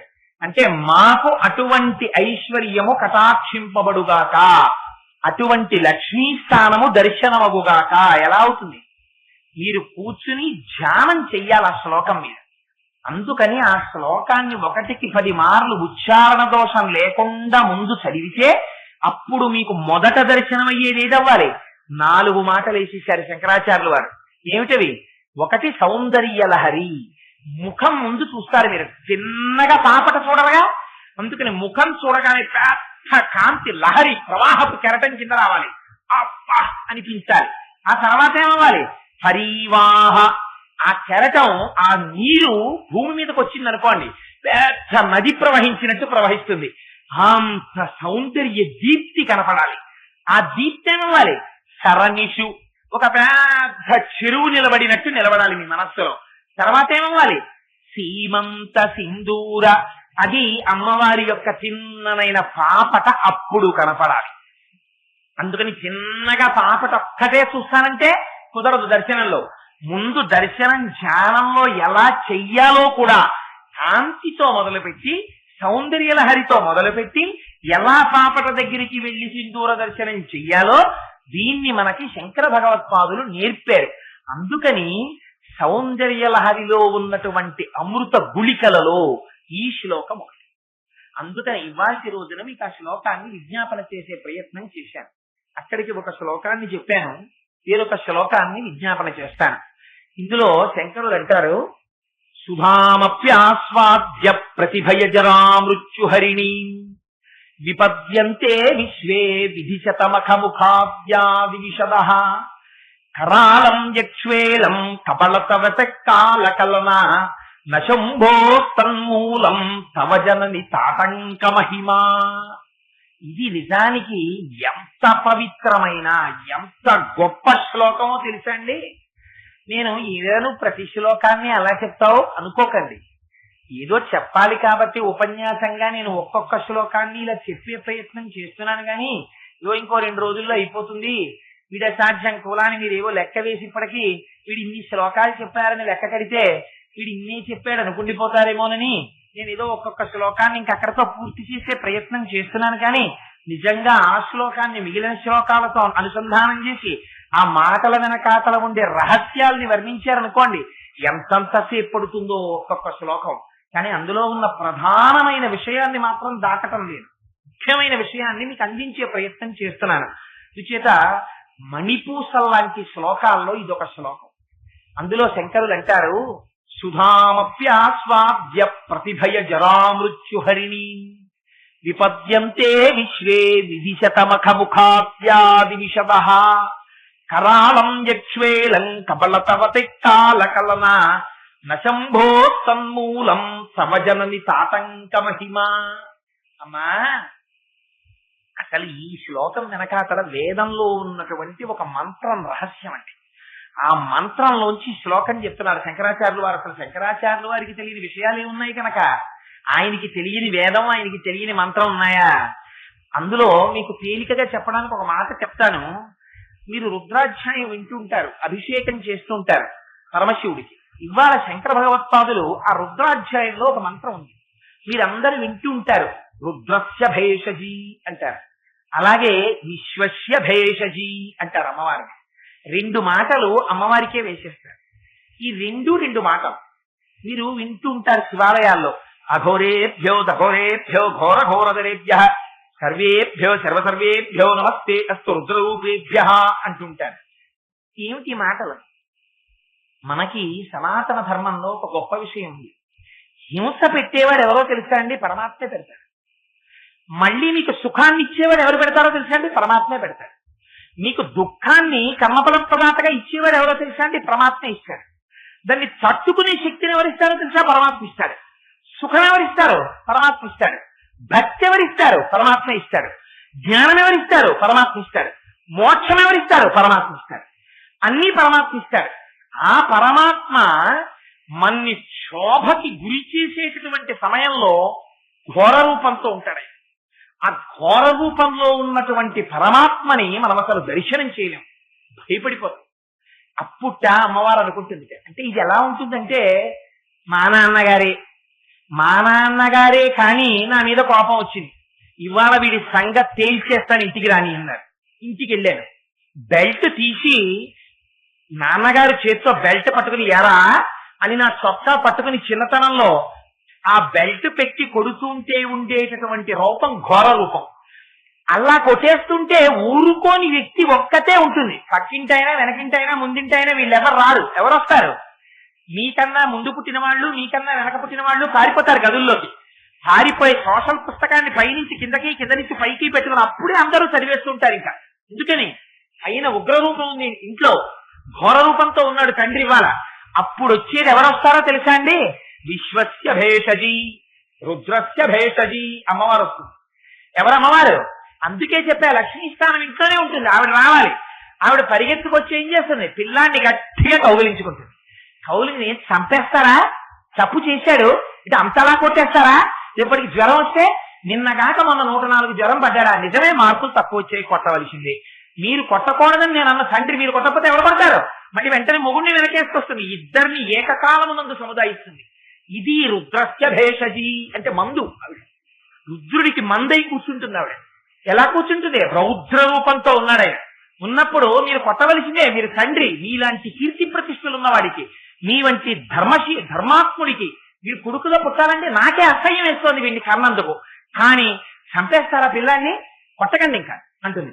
అని నేను తీసుకుపోయి అక్కడ పారేస్తాను, అసలు ఆయనకి నీ మొహం చూపించకంటుంది, ఉట్టి కనబడితే కొడతాడాయన. అందుకని తీసుకుపోయి వాడిని ఆ మంచం వెనకాతల పారేసి ఇక్కడ కూర్చో అని తలుపేసేసి పదని మీరు స్నానాలు వేసి, ఆ నీళ్లు చల్లారిపోతున్నాయని వేడి నీళ్ళు గవ్వగా తీసుకెళ్లి పోసేసి తొలిపేసి, ఈలోగా తన వేలు కాలిపోతారా? మీ హడావిడిలో మీ ఇద్దరు బానే ఉంటారు, నాకు వేలు కాలిపోయింది, షుగర్, ఇది బొబ్బెక్కిపోతుంది, చస్తాను, రేపు పొద్దున తీసు 6 నెలలు పడాలి మళ్ళీ బాగా నేటప్పటికి. ఇంత ఉగ్రమూర్తి వేలు కాల్చుకున్నావా? ఈ దిక్కుమాల నాటి వల్ల వస్తోంది ఇబ్బంది అంతా గబగబా బర్ణాలు అట్టుకొచ్చి రాసి, ఇంత బాధపడిపోతున్నవాడు లోపలికెళ్ళి వేడి నీళ్లు స్నానం చేసి శాంతమూర్తి అయి పైకొచ్చి భార్య వేలుకొచ్చినటువంటి గాయం గురించి ఆలోచిస్తూ బెంగ పెట్టుకుని అలా కూర్చుంటాడు. అప్పుడు వచ్చి కూర్చుని, మొన్న మీరే కదండి ఎంత ఇబ్బంది పడ్డాను, లేక లేక లేక లేక పుట్టాడు, వాడికి ఏమి దుర్గుణాలు ఉన్నాయి, వాడేం అబద్ధం ఆడు, వాడికి వచ్చిన ఒకే ఒక్క గుణం పరీక్షల్లోకి వెళ్ళి సరిగ్గా రాయడు. తెలివితేటలు లేవా? ఉన్నాయి. కొంచెం మంది క్రమశిక్షణలో పెట్టారు. కారణం ఏమిటి? మీ మానాన్ని మీరు ఎంతసేపు లేస్తారు, మీ ఆఫీసు మీ వ్యవహారం, సాయంకాలం ఉపన్యాసం, రాత్రి ఎప్పుడో పడుకుంటారు. మీరు పిల్లల గురించి పట్టించుకోవాలి కదా, అందుకని మీరు ముందు పట్టించుకోండి. కానీ సాయంకాలం అందరికీ వాడు చెప్తే వాడికి ఈవిడి చెప్తుంది. అందుకని ఆవిడ పెద్దపీట మీద కూర్చుంటుంది, అప్పుడు ఈయన కింద కూర్చుంటాడు. అందుకని రుద్రస్య భేషజీ, రుద్రుణ్ణి శివుణ్ణి చేస్తోంది. విశ్వస్య భేషజీ, విశ్వానికి మందవుతోంది. ఎలా అయింది అమ్మవారు? ఈ శృతిలో ఉన్న ఈ మంత్రాన్ని శంకరాచార్యుల వారు శ్లోకంగా తీసుకొస్తున్నారు. ఈ అమ్మవారి ఆట, అమ్మవారి యొక్క స్పోర్ట్ అంటామే, ఇది మీరు దర్శించాలి ఈ శ్లోకంలో. ఇది ఎంత అందంగా పతివ్రతా ధర్మాన్ని చూపిస్తారు. శంకరులు సాటి ఇక మళ్ళీ ఎవరు ఇవ్వలేరు ఆ శ్లోకాన్ని. ఆయనకు ఆయనే చిల్లంతే. మళ్ళీ వెంటనే ధర్మాన్ని అతిక్రమించారు. ధర్మం ధర్మమే ఆచార్యులకు అలా మాట్లాడతారు ఆయన. అందుకని అంటారు, అమ్మ ఒకనాడు శిక్షింపజేసింది లోకాన్ని. అసలు పిల్లాన్ని కొట్టడానికి కారణం ఎవరో తెలుసండి? సంతకం పెట్టి ప్రోగ్రెస్ కార్డు పంపించింది ఈవిడే, ఆయన ఇంట్లో లేకపోతే. కానీ వీడిని ఈవిడ దెబ్బలాడితే వీడు చదవట్లేదని మధ్యాహ్నం ఆయన భోజనం చేస్తున్నప్పుడు పిల్లాడి గురించి చెప్పింది ఈవిడే. ఈయన కొడితే తప్ప వాడు దారిలోకి రాడు, 4 దెబ్బలు వాడికి పడితే తప్ప లాలనమున బహుదోషము లోలింప్రాపించు తాడనోపాయములన్ చాలా గుణంబులు కలుగును తాడనంద బాలురకును పజ్జంబరయన్. 4 దెబ్బలు తండ్రి చేత్తో పడితే, అందుకే అమ్మలు విసుక్కుంటుంటారు, నేను ఎంత గంటలు నిజంగా అమ్మేనండి ప్రపంచంలో. పొద్దున్న లేచి 7 నుంచి 8 వరకు గంట సేపు ఆ వంట చేసుకుంటూ, గిన్నెలు తిరగేస్తూ, పళ్ళాలు తిరగేస్తూ, నువ్వు నన్ను ఇలా తినేస్తున్నావు, ఈ గిన్నె తీసి ఇక్కడ అక్కడ ఎట్టావు, అక్కడికి ఇక్కడ ఎట్టావు, నీ విప్పిన బట్టలు సరిగ్గా సర్దుకో, ఆ బట్టలు విప్పుతావు, అలా విసిరి పారేస్తావు, ఆ బీరువా అంతా తీసేస్తావు, లాగేస్తావు, ఇంకోటి చదువు నువ్వే చదివేవా, నేను చదువుకోలేదా, నేను చదివాను, అయ్య బాబోయ్ ఎవరి పనులు వాళ్ళు చేసుకోకపోతే నేను ఎంతకని చేస్తానే అని ఇన్ని చదువుతుంది. ఆ పిల్ల హాయిగా తిరిగి పావుతో ఎందుకు వచ్చి జడై టైం అవుతున్నట్టు ఇన్ని చెప్పినమ్మా దువ్వన్నట్టుగా ఆ జడేయడానికి వెళ్తుంది. ఇది అమ్మ యొక్క కోపం తాటాకుల మంట, దానికి ఏమి వేడి ఉండదు. ఇది అమ్మ పిల్లలు ఇలా ఉండకపోతే ప్రపంచం ఉంటుందండి. అమ్మ ఎలా ఉంటుందో ఈ రుద్రస్య భేషజీ విశ్వస్య భేషజీ దీన్ని శ్లోకంలోకి తెస్తారు శంకరాచార్య. అదే తండ్రి న్యూస్ పేపర్ చదువుకుంటున్నాడు, ఏరా ఏంటి సంగతి అన్నాడు అనుకోండి, వాడు ఇవాళ ఫీజుకి లాస్ట్ డేట్ అని అడుగుదాం అనుకున్నవాడు రేపు చెప్దాను లేని బయటికి వెళ్ళి బూటేసుకుంటే అమ్మాయి కోపంగా ఉన్నారమ్మా ఇవాళ లాస్ట్ డేట్ నువ్వు అడగమ్మా అంటాడు. ఆయన అన్నది 2 మాటలు, ఈవిడ గంట జరిగింది, ఎందుకు ఉపయోగం ఏమిటి? ఆయన ఒక్క మాట అంటాడు అంతే, హడల్. అది రుద్రస్య భేషజీ. అటువంటి వాణ్ణి మారుస్తుంది అమ్మ. ఎలా మార్చింది? దీనికి బ్యాక్ డ్రాప్ చూడాలి మీరు ఈ శ్లోకాన్ని. అమ్మ పరమశివుడి పట్ల అనాదరణ అంగీకరించదు. మీరు అమ్మకి బంగారు తొడుగు చేయించండి. నాన్నగారు నో మాట అన్నారనుకోండి, ఆవిడికి ఎంత క్లేశంగా ఉంటుందో. అవతల భార్య బంగారు తొడుగు నాకు అక్కర్లేరా, మీరు సుఖంగా ఉండండి చాలు, మీరందరూ పుట్టారా, మీరు పుట్టకపోతే మేము బతకలేమనుకున్నారా? మొట్టమొదటి నుంచి నన్ను పోషించిన వాడు, నన్ను జాగ్రత్తగా చూసుకున్నవాడు ఆయన కాదు? మహానుభావుడు ఎంత కష్టాలు పడ్డాడు రా, నాకు తాడేళ్ల పాము తల మీద కరిచేస్తే 2 ఏళ్లు సంసారానికి పనికిరానంటే పుట్టింటికి పంపించేశారు. మీ నాన్నని మళ్ళీ పెళ్లి చేసుకోమని మీ మేనమామలు, మా అన్నదమ్ములు దుర్మార్గులు వాళ్ళు వెళ్ళి చెప్పారు, మళ్ళీ పెళ్లి చేసుకోండి బావగారు, ఇంకా మా అక్క చెల్లి ఎలాగో బతికే అవకాశం లేదని. నాకు ఏకపత్ని వ్రతుడిని సంసారం అంటూ చేస్తే మీ అక్కతోనే చేస్తా, నాకు ఇంకో పెళ్ళం అక్కర్లేదని మహానుభావుడు ఆయన ఉండిపోయాడు. ఆయన పట్ల మీకు గౌరవం లేదన్నాడు, నేనెందుకు నాకు అక్కర్లేదంటున్నాడు. ఏమిటి? ఒకవేళ తండ్రి మీద కోపంతో ఆవిడే ఏదైనా మీ నాన్నగారు ఇలా తినేస్తున్నారా అని ఓ మాట అందరి కొడుకు అన్నారు అనుకోండి, ఆవిడ కోపం వచ్చేస్తుంది వెంటనే. ఇది భార్యాభర్తల అనుబంధం. భర్త దూషణ భార్య సహించదు. ఎక్కడ జరిగింది ఇది? దక్ష యజ్ఞంలో జరిగింది. దక్ష యజ్ఞంలో శివ నిరాధరణ చేశాడు దక్షుడు. చేస్తే తండ్రి మీద మమకారంతో ఆవిడ వెళ్ళింది. దక్షుడు చేయి యజ్ఞమును చెండిక జచ్చర చూచునంతు తా మనమున ఇంచుకంత అనుమానము లేకతనంగనొక్కరు మనమున చూడకుంటుటి చెమది గాయము పొందెను వీడి దేహమును ఘనమగు రుద్రమూర్తి వయ్యి దక్షుడి చంపితి వినాడు శంకర. మామగారని చూడకుండా చంపబడాడు. ఎప్పుడు? శివనింద చేశారు ఆ యాగంలో. చేస్తే అమ్మవారికి ఎంత కోపం వచ్చిందో తెలుసా అండి? ఆవిడ శక్తి స్వరూపిణి. ఆవిడ వీళ్ళని చంపేవతల పారేయలేదా? యజ్ఞానికి వచ్చిన వాళ్ళని ఆవిడ చంపలేదు. శివనింద ఏ శివులతో విన్నానో ఆ శరీరమే నాకు అక్కర్లేదు. శివనింద చేసిన ఈ యాగం ఫలితం ఇస్తుంది అనుకుంటున్నావేమో, నాశనం అయిపోతావని చెప్పి నీకు కూతురుగా పుట్టడం వల్ల కదా నన్ను దాక్షాయిని అన్నారు. ఈ పేరుతో ఉన్న ఈ శరీరం నాకు అక్కర్లేదు, ఈ శరీరంతో నేను నా భర్త నిందావాక్యాన్ని విన్నాను కాబట్టి అని వదిలేసింది శరీరాన్ని. వదిలేస్తే ఆ రోజున శివుడేమయ్యాడు? రుద్రుడయ్యాడు. ఒక దాన్ని తీసి కొట్టాడు నేల మీద, పుట్టాడు వీరభద్రుడు అందులోంచి రుద్రాంశతోటి. ఒక నాట్యం చేసి వెళ్లి చేస్తే దిక్కులు తెలియక పరిగెత్తారు తలో దిక్కుకి. ఆ రోజున ఆఖరికి అక్కడ కూర్చుని పాయసం తింటున్నాడు పాపం సూర్యభగవానుడు. చూశాడు వీరభద్రుడు, ఏరా శివుడక్కర్లేని యాగం నీకు కావలసి వచ్చిందా? అని వెళ్ళి రెండు దవడలు ఇలా పట్టుకుని గట్టిగా నొక్కాడు. నోరు తెరుచుకుంది. నీకు ఈ యాగంలో పదార్థాలు తింటావా నువ్వు అని ఒక్కొక్క పన్ను పట్టుకు పీకేశాడు. పీకేస్తే నోట్లో ఒక్క పన్ను లేకుండా ఊడిపోయాయి సూర్యనారాయణ మూర్తికి. అందుకని పరమశివుడికో పేరు పూషదంత పిదవ్యగ్రో దక్షాత్తర హరోహర. అమ్మవారికి ఆగ్రహం వచ్చిందా శివుడి చేత శిక్షింపచేస్తుంది, అమ్మవారికి అనుగ్రహం వచ్చిందా శివుడి చేత రక్షింపచేస్తుంది. ఈ శిక్ష రక్ష తన భర్త చేత చేయిస్తుంది, తాను తిన్నగా చెయ్యదు. అమ్మ అయ్యతో చేయించి సంసారంలో ఉన్నట్టు ఆది దంపతులుగా వాళ్ళు లోకానికి ఎలా ఉంటారో చూపిస్తారు ఇక్కడ శంకరాచార్యుల వారు. ఎంత గొప్ప శ్లోకం అంటే ఇది శంకరులు ఒక్కరే ఇవ్వగలరు, వేరొక్కరికి సాటి వేరొకరు ఎవ్వరూ ఈ శ్లోకాన్ని ఇవ్వలేదు. అంత గొప్ప శ్లోకం. ఆ తరువాత వచ్చిన వారందరూ దీన్ని అనుకరించారు ఈ శ్లోకాన్ని. సుధామప్యాస్వాద్య ప్రతిభయ జరా మృత్యుహరిణి. ఎంత ఎలాంటి మాటలో చూడండి, ఎవరు తీయగలరండి అసలు ఆ మాటల్ని? మీరు ప్రత్యామ్నాయం పెట్టగలరా? అమ్మా, దేవతలందరూ పాల సముద్రానికి వెళ్లి చిలికారు. దేనికి? వాళ్ళకి ఏం లోటు వచ్చింది? వాళ్ళకి అన్నీ ఇచ్చాడు పరమాత్మ. మంచి లోకాలకి ఆధిపత్యం ఇచ్చాడు, హవిస్సులు తినే అదృష్టం ఇచ్చాడు, చక్కగా నిత్య యవ్వనం ఇచ్చాడు. ఇన్ని ఇచ్చినా కూడా వాళ్ళకి రెండు బెంగలు. ఏమిటో తెలుసా? వృద్ధాప్యం వచ్చేస్తుందేమో అని బెంగ. ఎందుకని? బతికున్నా వృద్ధాప్యం వస్తే ఎందుకు పనికిరాడు. జర మృత్యువు కన్నా ఘోరమైంది. అందుకని ఆ వృద్ధాప్యం వచ్చేస్తుందేమో అని ఒక బెంగ, చచ్చిపోతామేమో అని ఒక బెంగ. అందుకని రెండూ పోవాలంటే ఏం చెయ్యాలి అనుకున్నారు. పాల సముద్రాన్ని చిలికితే అందులోంచి అమృతం వస్తుంది. ఆ అమృతాన్ని తాగేశామా ఇంకా వృద్ధాప్యం రాదు, మరణము రాదు. అందుకని ఈ రెండూ చెయ్యాలనుకున్నారు. ఈ రెండూ పోవడానికి ఆ అమృతాన్ని తాగాలనుకున్నారు. అనుకుని వెళ్లి పాల సముద్రాన్ని చిలుకుదాం అనుకున్నారు. పాల సముద్రాన్ని చిలకడానికి ఏముండాలి? కవం ఉండాలి. కవం ఎక్కడిది? మందర పర్వతాన్ని తీసుకొచ్చి అందులో పడేశారు. తాడు ఉండాలి, ఆదిశేషుణ్ణి చుట్టారు, అది కింద మునిగిపోకుండా ఉండాలి.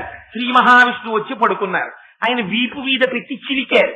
చిలికితుంటే వీళ్ళు మొట్టమొదట కావాలనుకున్నది అమృతం. అందులోంచి తిన్నగా అమృతం రాలా, కొన్ని కొన్ని వస్తువులు పుట్టడం మొదలెట్టాయి. ఒక్కొక్క వస్తువు వస్తోంది.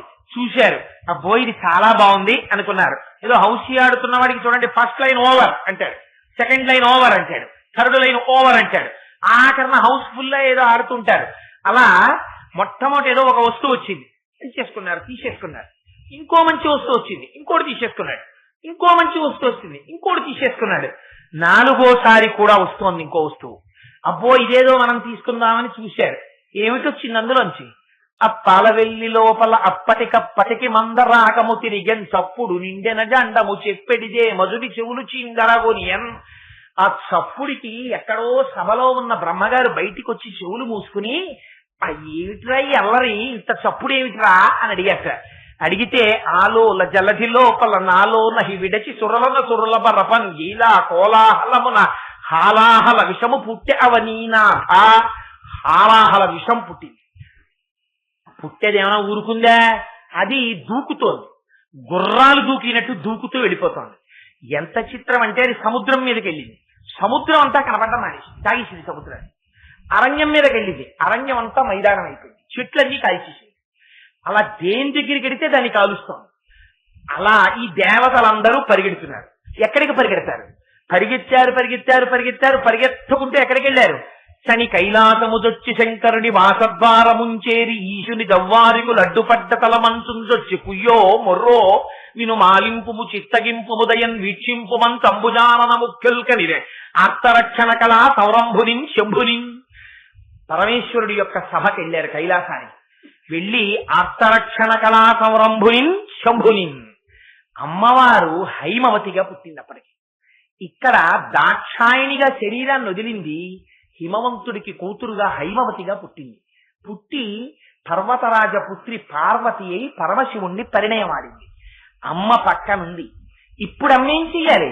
పిల్లాన్ని కొట్టించింది అమ్మే వాడి రక్షణ కోసం. రేపు పొద్దున్న మళ్ళీ రికమెండ్ చేసి పిల్లాన్ని సినిమాకి తీసుకెళ్లేటట్టుగా చేసేది అమ్మే. రక్షణ అమ్మే చెయ్యాలి, శిక్ష అమ్మే చేయించాలి.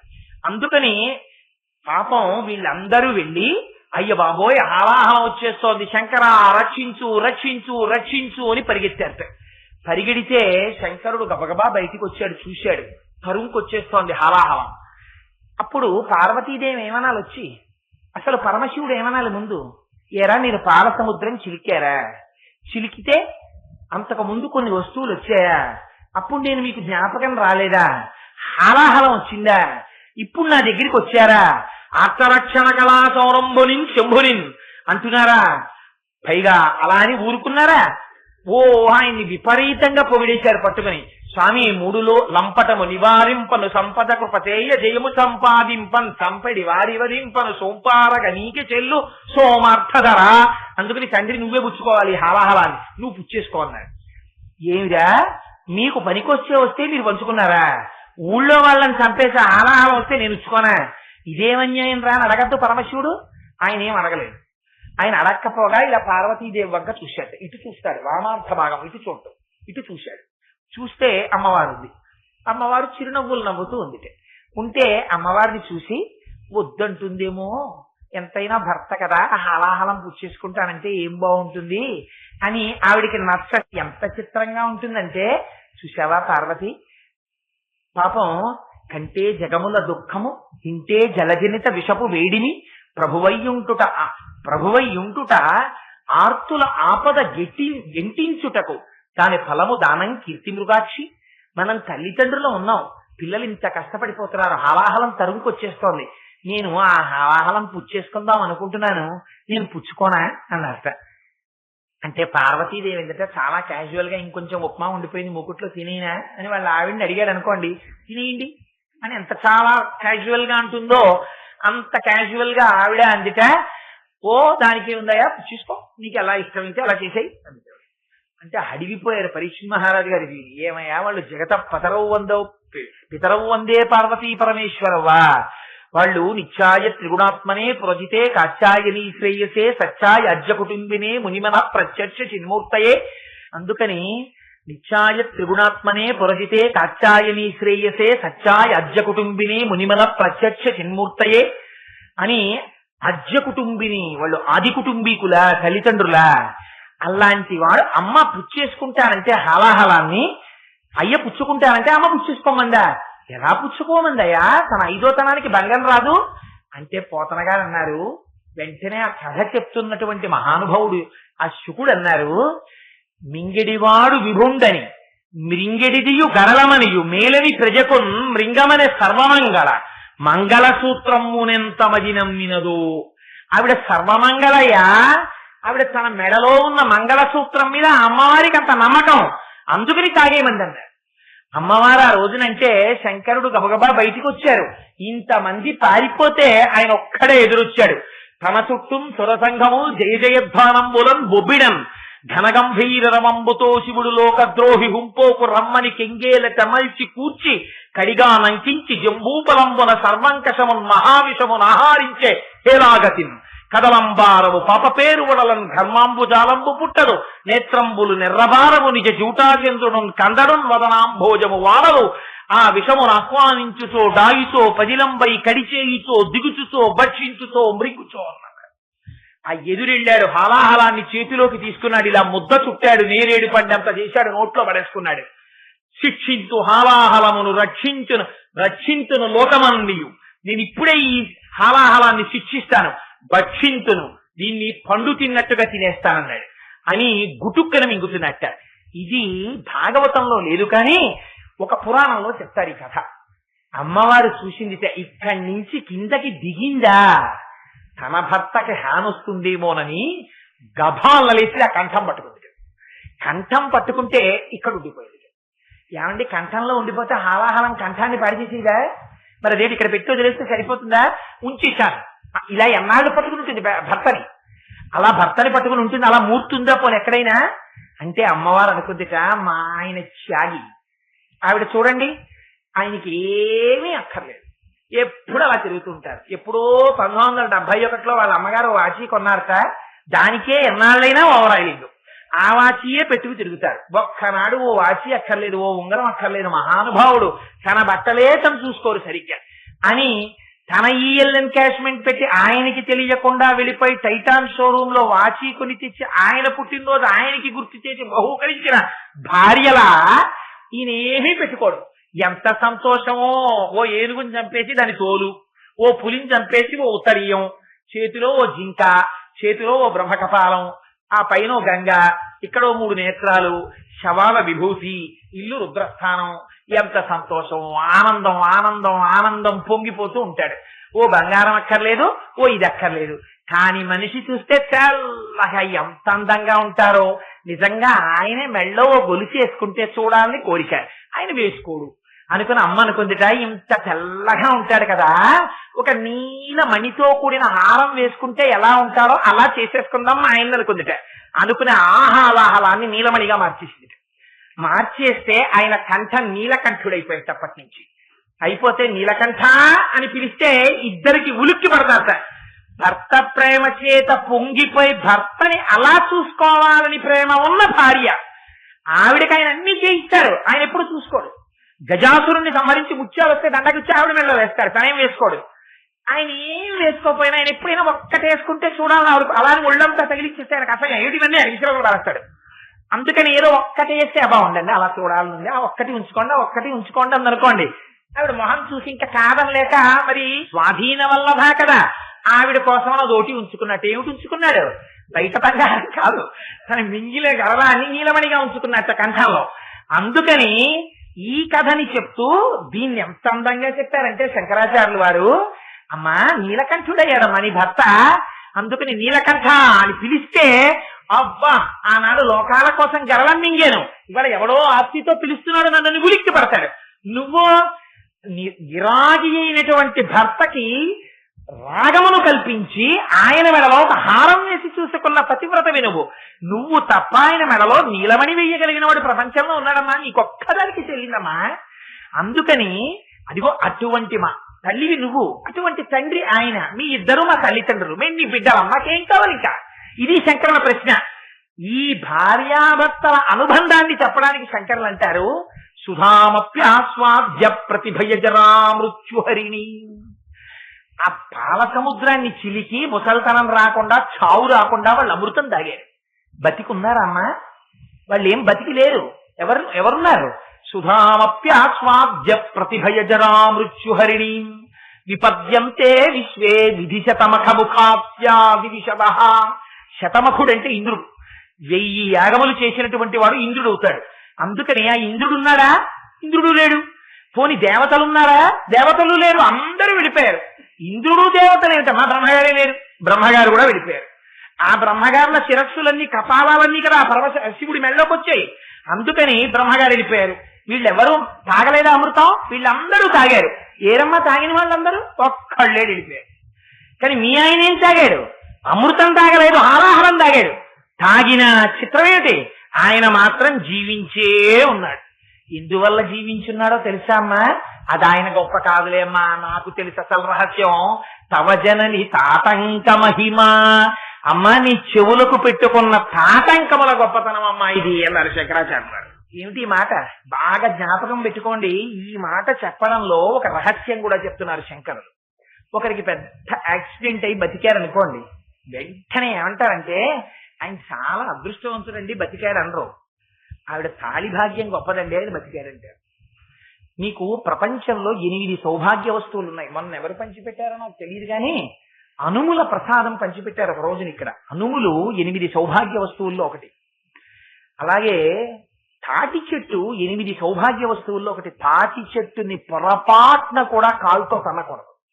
అసలు మీకు రహస్యం ఏమిటో తెలుసా అండి?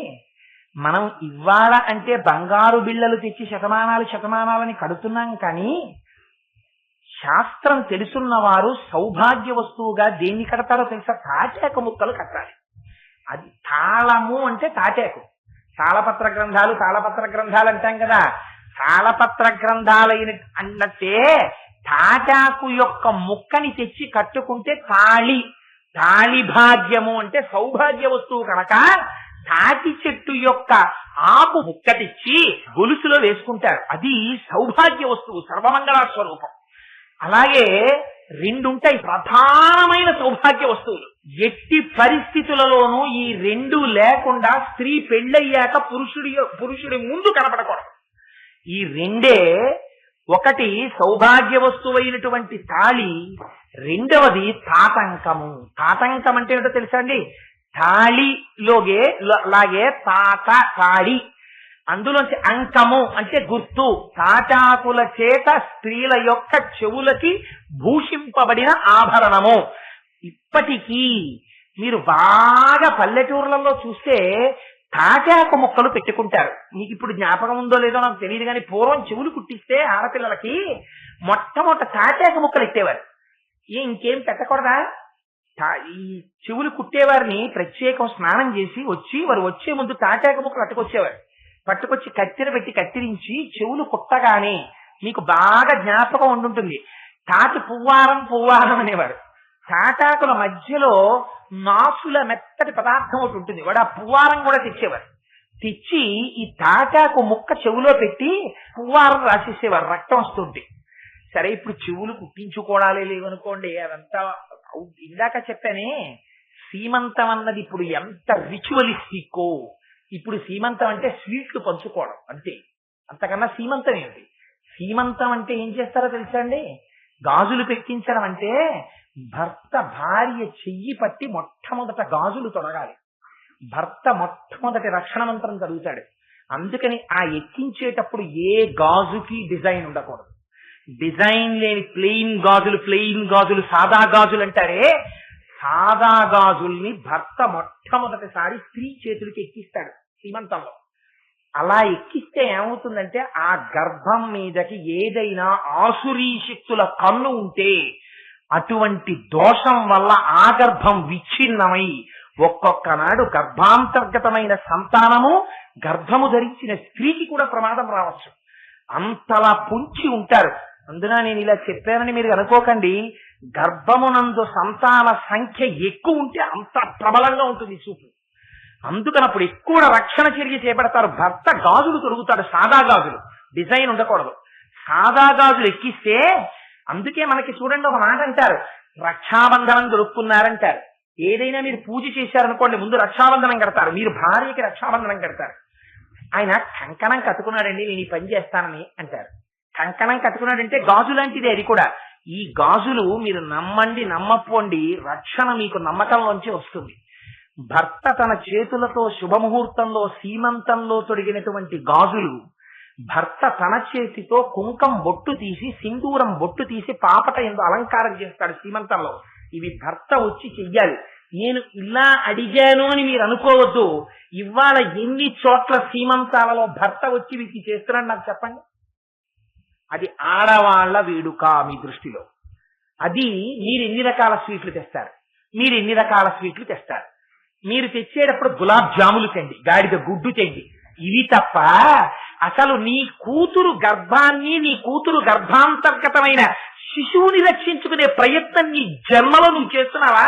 ఎక్కడుంది నీ పెద్దరికం? ఎక్కడుంది నీ భర్తృత్వం? నీ భార్యని రక్షించుకోవడం నీకు చేత కాదు, నీకు తెలియదు సీమంతం అంటే ఏమిటో. నువ్వు సీమంతం గురించి మాట్లాడతావు, నువ్వు స్వీట్ కట్టుకొచ్చి పంచుతావు. తెలిసి తెలియక ఎక్కడో ఎవడో ఎలా చేశాడో తెలియనటువంటి స్వీట్లు పట్టుకొచ్చి భుక్త శేషాన్ని పట్టుకొచ్చి అక్కడ పెడుతున్నావు అమ్మవారికి. ఎంత అపచారం చేస్తున్నావు. నువ్వు మడి కట్టుకుని నీ ఇంటి భార్య ఉండి అక్కడ పెట్టి అమ్మవారికి నివేదన చేసి నీ వంశం పెరగాలని కోరుకోవాలి, నువ్వు తాత అవ్వాలని కోరుకోవాలి. ఏం చేస్తున్నావు సీమంతం? నేను ఇలా ప్రశ్నించానని అనుకోకండి, వాళ్ళ శ్లోకంలో వచ్చింది కాబట్టి చెప్పాను. నిజంగా ఒక్కొక్క ధర్మం, ఒక్కొక్క ఉపచారం మనకి దేశంలో జరుగుతున్నవి ఇవాళ చూస్తుంటే కన్నుల వెంట నీళ్లు వస్తాయి. ఎంత ఆశ్చర్యకరంగా అయిపోయిందిరా ప్రపంచం. ఇవాళ ఎక్కడి నుంచి వస్తుంది రక్షణ రమ్మంటే? ఎక్కడి నుంచి వస్తుంది ఐశ్వర్యం రమ్మంటే? ఎక్కడి నుంచి వస్తుంది సుఖం రమ్మంటే? ఎక్కడి నుంచి వస్తుంది భార్యాభర్తల మధ్య అనుబంధం రమ్మంటే? ఎక్కడి నుంచి వస్తుంది ఇంటికి మంగళతోరణం కట్టాలంటే? ఎక్కడి నుంచి వస్తుంది శరీరంలో ఆరోగ్యం ఉండమంటే? పాడైపోతుందంటే సనాతన ధర్మం లేదు, ధర్మం మీద నమ్మకం లేదు, చెయ్యవలసిన పని చేసిన వాడు లేడు. వేలంబరం, మోజు, వెర్రి, దీని పట్ల తిరిగినాడు అవే వస్తాయంతే. అందుకని శంకరులు అంటారు, సుధామప్యాస్వాద్య ప్రతిభయజరా మృత్యుహరిణి తవ జనని తాటంక మహిమ.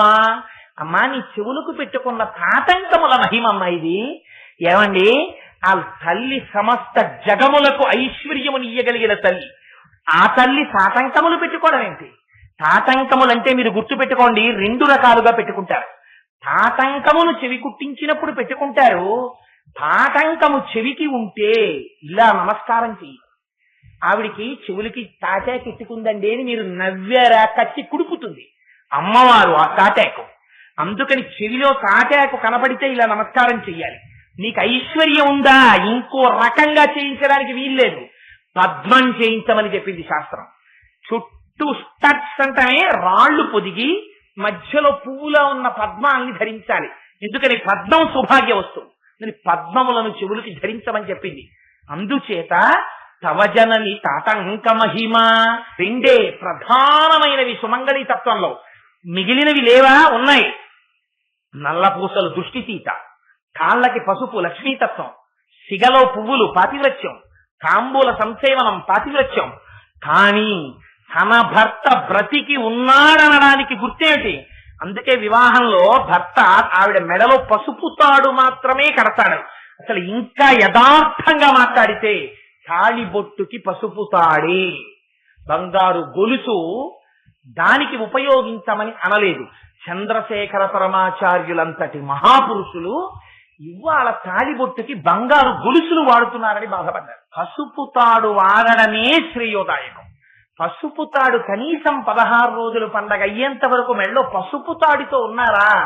ఆ విశుద్ధి చక్రం మీద పార్వతీ పరమేశ్వరుల పాద ద్వంద్వం మీద ముళ్ళు తగిలాయా? తరగని 5వ తనం నిలబడుతుంది. సరే, అరణ్య రోదన ఏదో ఆ తాపత్రయం అంటే ఒక పిచ్చి, ఒక వెర్రి అంతే, ఏదో చదివాం కాబట్టి ఆ సంతోషంతో చెప్పడం. సరే, ఏది కానివ్వండి, ఉండరా మహాపురుషులు ఎవరో ఉంటారు. సరే, దేని కొరకు చెప్పానంటే తవజనని తాటంక మహిమ, అమ్మవారి చెవులకు పెట్టుకున్న తాటంకములంత గొప్పవి. తాళిబొట్టు తాటంకము 2 తాటాకుతోటే సంబంధం. అలా అయినప్పుడు మరి శంకరాచార్యులు వారు, అమ్మ ఈ తాళిబొట్టు గొప్పది అనకూడదా? పురుషుడు తాళిబొట్టు కట్టేటప్పుడు ఒక మాట అంటాడు, ఈ సూత్రము నీ మెడలో నేను కడుతున్నాను, ఈ సూత్రాన్ని మంగళ సూత్రం అనే పిలుస్తారు. దాన్ని చేతికి కట్టకూడదా, కాలికి కట్టకూడదా, నడుముకి కట్టకూడదా, చెవికి కట్టకూడదా? కట్టడు, మెడలోనే కడతారు. 3 ముళ్ళు ఇక్కడే వేస్తారు. ఇవాళ మన దౌర్భాగ్యం ఎంతకి దిగజారిందంటే ఆ 3 ముళ్ళు వేసేటప్పుడు అక్కడ జరిగేటటువంటి మంత్రపూరితమైనటువంటి క్రతువు మీద మనకి శ్రద్ధ లేదు. వాడి మొహం ఇలా పెట్టి వాడు కట్టాలి. వీడియో వాడు ఉంటాడు పక్కన. నీ బతుకు దాని మీద ఆధారపడుందని నీకు తెలియదు. నీ మొహం అటు తిప్పి నువ్వు ఇక్కడ కట్టే ముడి వల్ల నీకొచ్చే నీ భార్య 5వ తనం నిన్ను కాపాడుతుంది. నువ్వు ప్రతిజ్ఞ చేస్తున్నావు, ఏమని? నేను కడుతున్నాను ఈ మంగళసూత్రాన్ని, ఆ మంగళసూత్రానికి నేను వేస్తున్నటువంటి 3 ముళ్లతో ఉన్న ఈ మంగళసూత్రము కంటే పద్మాని శుభగే సంజీవ శరదాం శతం, నీవు 100 సంవత్సరములు జీవించి ఉందువు కాక. నీ మెడలో ఈ మంగళసూత్రము ఎంత కాలమున్నదో అంత కాలము నేనున్నానని గుర్తు ప్రమాణం చేసి కడుతున్నారు. నీ ఆస్తిత్వం అంతా తాళ్ళలో ఉంది. ఎంత జాగ్రత్తగా వెయ్యాల ముడి, ఎంత భక్తితో వెయ్యాల ముడిని. అది మంగళసూత్రం సర్వమంగళాతత్వం అయ్యింది. దాని వంక చూస్తూ నమస్కరించి వెయ్యవలసినటువంటి ముడిని నీ మోహం అటుపెట్టి కడితే దాని పట్ల భక్తి, నీకు వీడియో పట్ల ఆకర్షణ. ఒకవేళ ఎవడన్నా పాపం మంచివాడుండి ముళ్ళు కడుతున్నా అక్క చెల్లెళ్ళు, అదొక గొప్ప సంతోషం. అక్క చెల్లెళ్ళు వేదిక మీద ఉండాలి. ఉండి వీడి మొహాన్ని పట్టుకుని ఇలా ఆ ఆసిలేషన్ ఫ్యాన్ తిరగకపోతే ఇలా తిప్పించినట్టు వాడి మొహాన్ని ఇలా తిప్పేయరు. వాడిని పాపం అటు చూసి కట్టనిస్తారా? ఎక్కడి నుంచి వస్తుంది మంత్రముల చేత ఫలితం రమ్మంటే? అందుకని అదిగో తాళిబొట్టు అంత గొప్పది, తాటంకం అంత గొప్పది. తాటంకము తనకి తాను ధరించింది స్త్రీ. ఈ తాటంకం ఎట్టి పరిస్థితులలో చెవులకి తాటంకం లేకుండా భర్తకి కనపడకూడదు భార్య వివాహం అయ్యాక. అయితే శంకరులు తాళిబొట్టు గురించి మాట్లాడకుండా తాటంకం గురించి ఎందుకు మాట్లాడదాం అంటే, ఒకటి గుర్తుపెట్టుకోండి, ఏమండి ఇది చెవుకి కన్నం పెట్టి అందులో చిన్న తాటాకు తోస్తే దానికి అంత గొప్ప శక్తి ఉంటుందా? ఈ దేశ సార్వభౌమాధికారాన్ని అంతటినీ తీసుకెళ్లి మీరు 3 మీటర్ల గుడ్డలో 3 రంగులు పూసి జాతీయ పతాకం చూపించట్లా? పతాకం కనబడితే ఎక్కడున్నా ఇలా శాల్యూట్ చెయ్యట్లా? మీ దేశ సార్వభౌమాధికారాన్ని మీరు ఒక పతాకంలో చూపించట్లా, మీరు నమ్ముకున్నటువంటి మీ యొక్క శక్తినంతటినీ ఒక గుర్తులో మీరు చూపించుకోవట్లా, ఇది బ్రాహ్మణ్యమని చెప్పడానికి మీరు మెడలో యజ్ఞోపవీతం వేసుకోవట్లా, వీటన్నింటికీ పవిత్రత ఉండగాలేంది పెద్దల చేత సంస్కరింపబడి చెప్పినటువంటి చెవికి ఉన్న సాటంకమునకు ఎందుకుంటుంది ఆ శక్తి? ఉండి తీరుతుంది నీకు నమ్మకం ఉంటే. నీకు నమ్మకం లేకపోతే నిన్ను రక్షించగలిగిన వస్తువుని నువ్వు వదులుకున్నావు అంతే, నీకు రక్షణ ఉండదు. అందుకని అమ్మా నీ చెవులకి తాటంకం ఉంది. శంకరుడు తాళిబొట్టు గురించి మాట్లాడకుండా తాటంకం గురించి ఎందుకు మాట్లాడారు అంటే శంకరుల యొక్క దృష్టి వేరు. అమ్మ చెవుల గురించి ఎందుకు మాట్లాడతారంటే అమ్మ చెవులు మన ప్రార్థనలు వింటాయి. అందుకని శంకరాచార్యుల వారికి అమ్మవారి చెవుల పట్ల ప్రత్యేకమైన భక్తి. కాదు చెవులు శబ్దాన్ని వింటాయి. శబ్దం ఆకాశగుణికం. ఈ ఆకాశంలోంచి మొట్టమొదట సృష్టి వచ్చింది. ఈ చెవిలోకి మొట్టమొదట మంత్రోపదేశం జరుగుతుంది. ఈ చెవికి ఆభరణమైన తాటంకం పరమశివుడు ఉన్నాడనడానికి అమ్మ సౌభాగ్యానికి గుర్తయింది. ఆ పార్వతీ పరమేశ్వరులు మనకి తల్లిదండ్రులు. అందుకని శంకరులు అంటారు, అమ్మా ఈ దేవతలందరూ తాగారమ్మా విషాన్ని. తాగితే మాత్రం బతికున్నారా? వాళ్ళు బ్రతికి లేరు. కానీ నీ భర్త అమృతం తాగలేదు, విషాన్ని తాగాడు. అయితే నీ భర్తకి ప్రమాదం వచ్చిందా? రాలేదు. ఎందుకు రాలేదు? తవజనని తాతంక మహిమ మనకి జ్ఞాపకం చేస్తున్నారు. ఇది అమ్మకేనా? ప్రతి సుమంగళికి, ప్రతి స్త్రీ అమ్మవారి స్వరూపమే.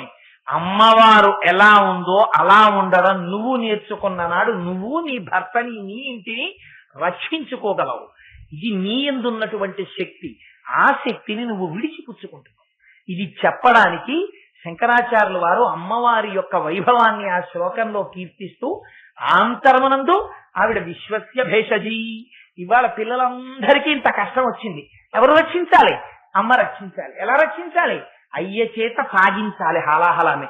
మరి అయ్యనెవరు రక్షించుకుంటారు? మళ్ళీ శివస్య భేషజీ. మళ్ళీ భర్తను రక్షించుకునేది ఆవిడే. ఎలా రక్షించుకుంది? కాక్కడి కంఠం పట్టుకున్నది. పట్టుకుని ఆవిడ శక్తి స్వరూపురాలు కనుక హాలాహలాన్ని ఆభరణంగా మార్చేసింది. నీలకంఠుణ్ణి చేసేసింది. లేదు అమ్మా అయ్య వేరా, పాలు పాల తెలుపు వేరా, అయ్యవారే ఇక్కడ ఉంచేసుకుని నీలకంఠుడై కూర్చున్నాడు. తప్పేం లేదు, మీరు ఎలా చెప్పినా తప్పేం లేదు. అందుచేత అదిగో అంత పరమ పవిత్రమైనటువంటి నీలకంఠనామాన్ని మనకు జ్ఞాపకం చేసేటటువంటి శక్తి కలిగినటువంటి ఈ శ్లోకంలో అమ్మవారి చెవుల తాటంకములను మనకి మానసా దర్శనం చేయించారు శంకరాచార్యుల వారు. కాబట్టి ఇవాళ మీరు ఏం దర్శనం చేశారు? ఇవాళ పంచమి ఉంది, ఉదయం పంచమి అమ్మవారి యొక్క స్వరూపం. పంచమి పంచ సంఖ్యేసి అంటున్నాం కదా.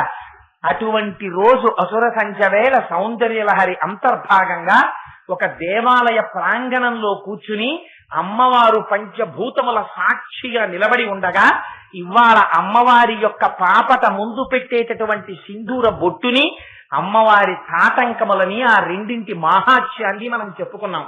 చెప్పుకోవడం చేత ఒకటి భర్తకి ఆయుర్దాయం నిలబడుతుంది. అకాలంగా వచ్చేటటువంటి ప్రమాదం ఏదైనా ఉంటే పరిహరింపబడుతుంది. తన ఇంటిలో ఏదైనా దరిద్రం ఉండి కష్టాలుంటే అమ్మవారి యొక్క పాపటలోని సింధూరమును దర్శనము చేయుట చేత పరిహరింపబడతాయి. ఇంకింతకన్నా మనకేం కావాలి? అందుకని అంత రెండు శక్తివంతమైనటువంటి శ్లోకాల్ని, అంతంత గొప్ప దర్శనాల్ని మనం ఏమి చెయ్యలేమో, ఏమి చేసి మనం ఆ ఫలితాన్ని పొందలేకపోతున్నామో అలాంటిది మనకి దర్శింప చేయడం కోసమని శంకర భగవత్పాదులు కటాక్షించారు.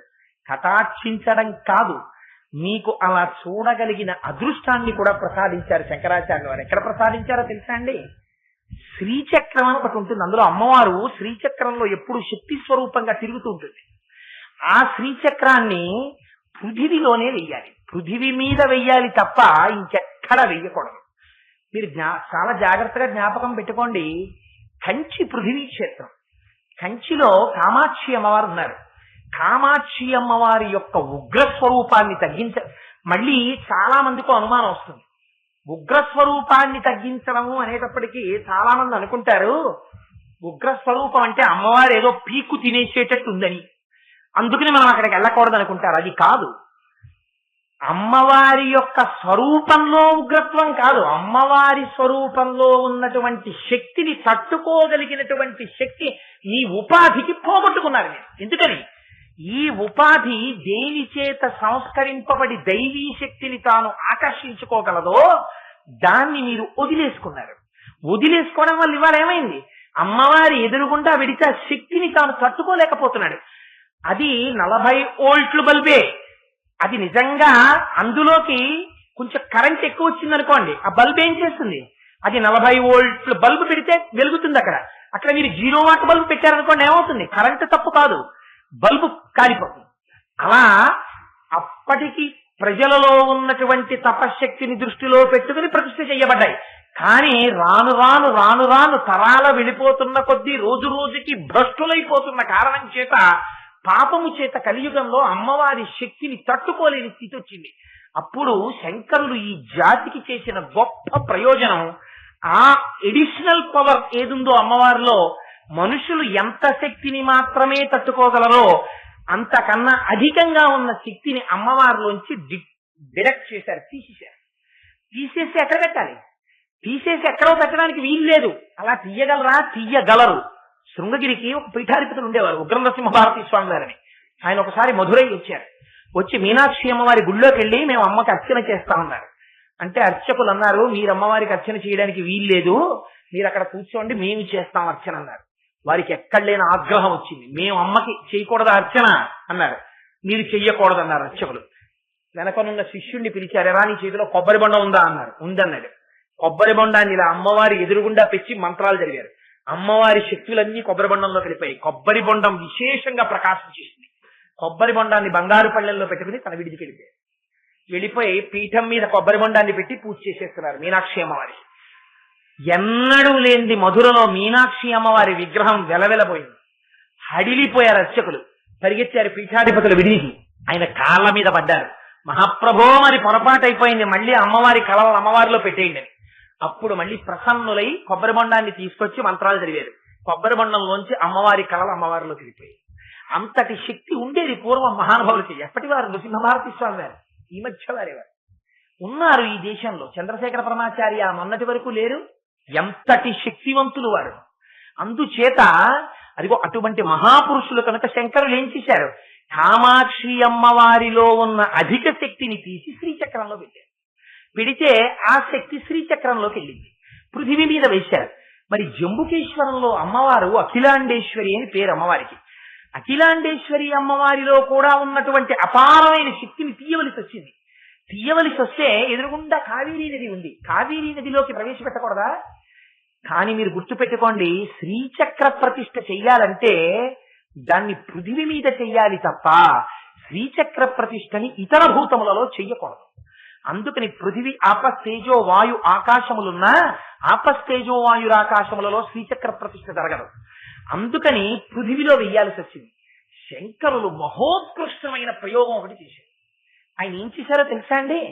అమ్మవారి తాటంకాల్ని వజ్రాలతో చేయించి అమ్మవారిలో ఉన్న శక్తి తాటంకాల్లోకి తీసుకున్నారు. తీసుకుని ఈ తాటంకాల్ని మళ్లీ పెట్టుకెళ్ళి అమ్మవారికి తగిలించారు. ఆ తాటంకాల్లో శ్రీచక్రాలు వేసేశారు. వేసేసి శ్రీచక్రాల్లో శక్తి పెట్టేశారు. ఆ శ్రీచక్రాలు ఇప్పటికీ అప్పుడప్పుడు కొంచెం మసక పారతాయి. నేను ఇక్కడే ఇదే వేదిక మీద ఎందుకో చెప్పాను ఒకసారి.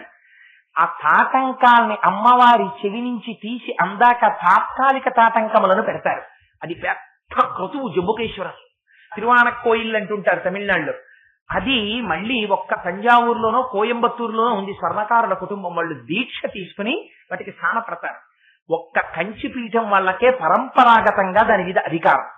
జయేంద్ర సరస్వతి కానీ, చంద్రశేఖర పరమాచార్య కానీ, విజయేంద్ర సరస్వతి కానీ, పీఠాధిపతులు ఎవరుంటే వాళ్ళు దీక్ష తీసుకుని బ్రహ్మాండమైన హోమం చేసి మళ్ళీ స్థానపట్టిన శ్రీచక్రాలకి మంత్రపూర్వకమైనటువంటి క్రతువు చేసి అప్పుడు ఈ శ్రీచక్రాలని తీసుకెళ్లి తాటంకాలుగా అమ్మవారి చెవులకు అలంకారం చేస్తారు.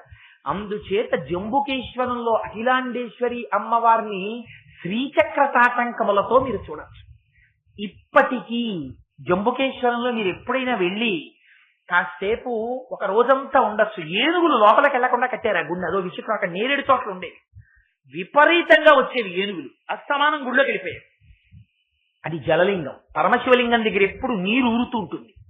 అది ఎక్కడి నుంచి వస్తుందో తెలియదు, ఎవరి మీద చల్లరు. ఆ నీరు తీసి పెరట్లో పోసేస్తుంటారు. ఇప్పటికీ ఒక అలనేరేడు చెట్టు ఉంటుంది అక్కడ. ఏనుగు గుడిలోకి వెళ్ళడానికి వీలు లేకుండా ప్రాకారాలన్నీ కట్టారు. ఏనుగులు లోపలికి వెళ్ళలేవు గుళ్ళోకి, అంత చిత్రంగా కట్టారు.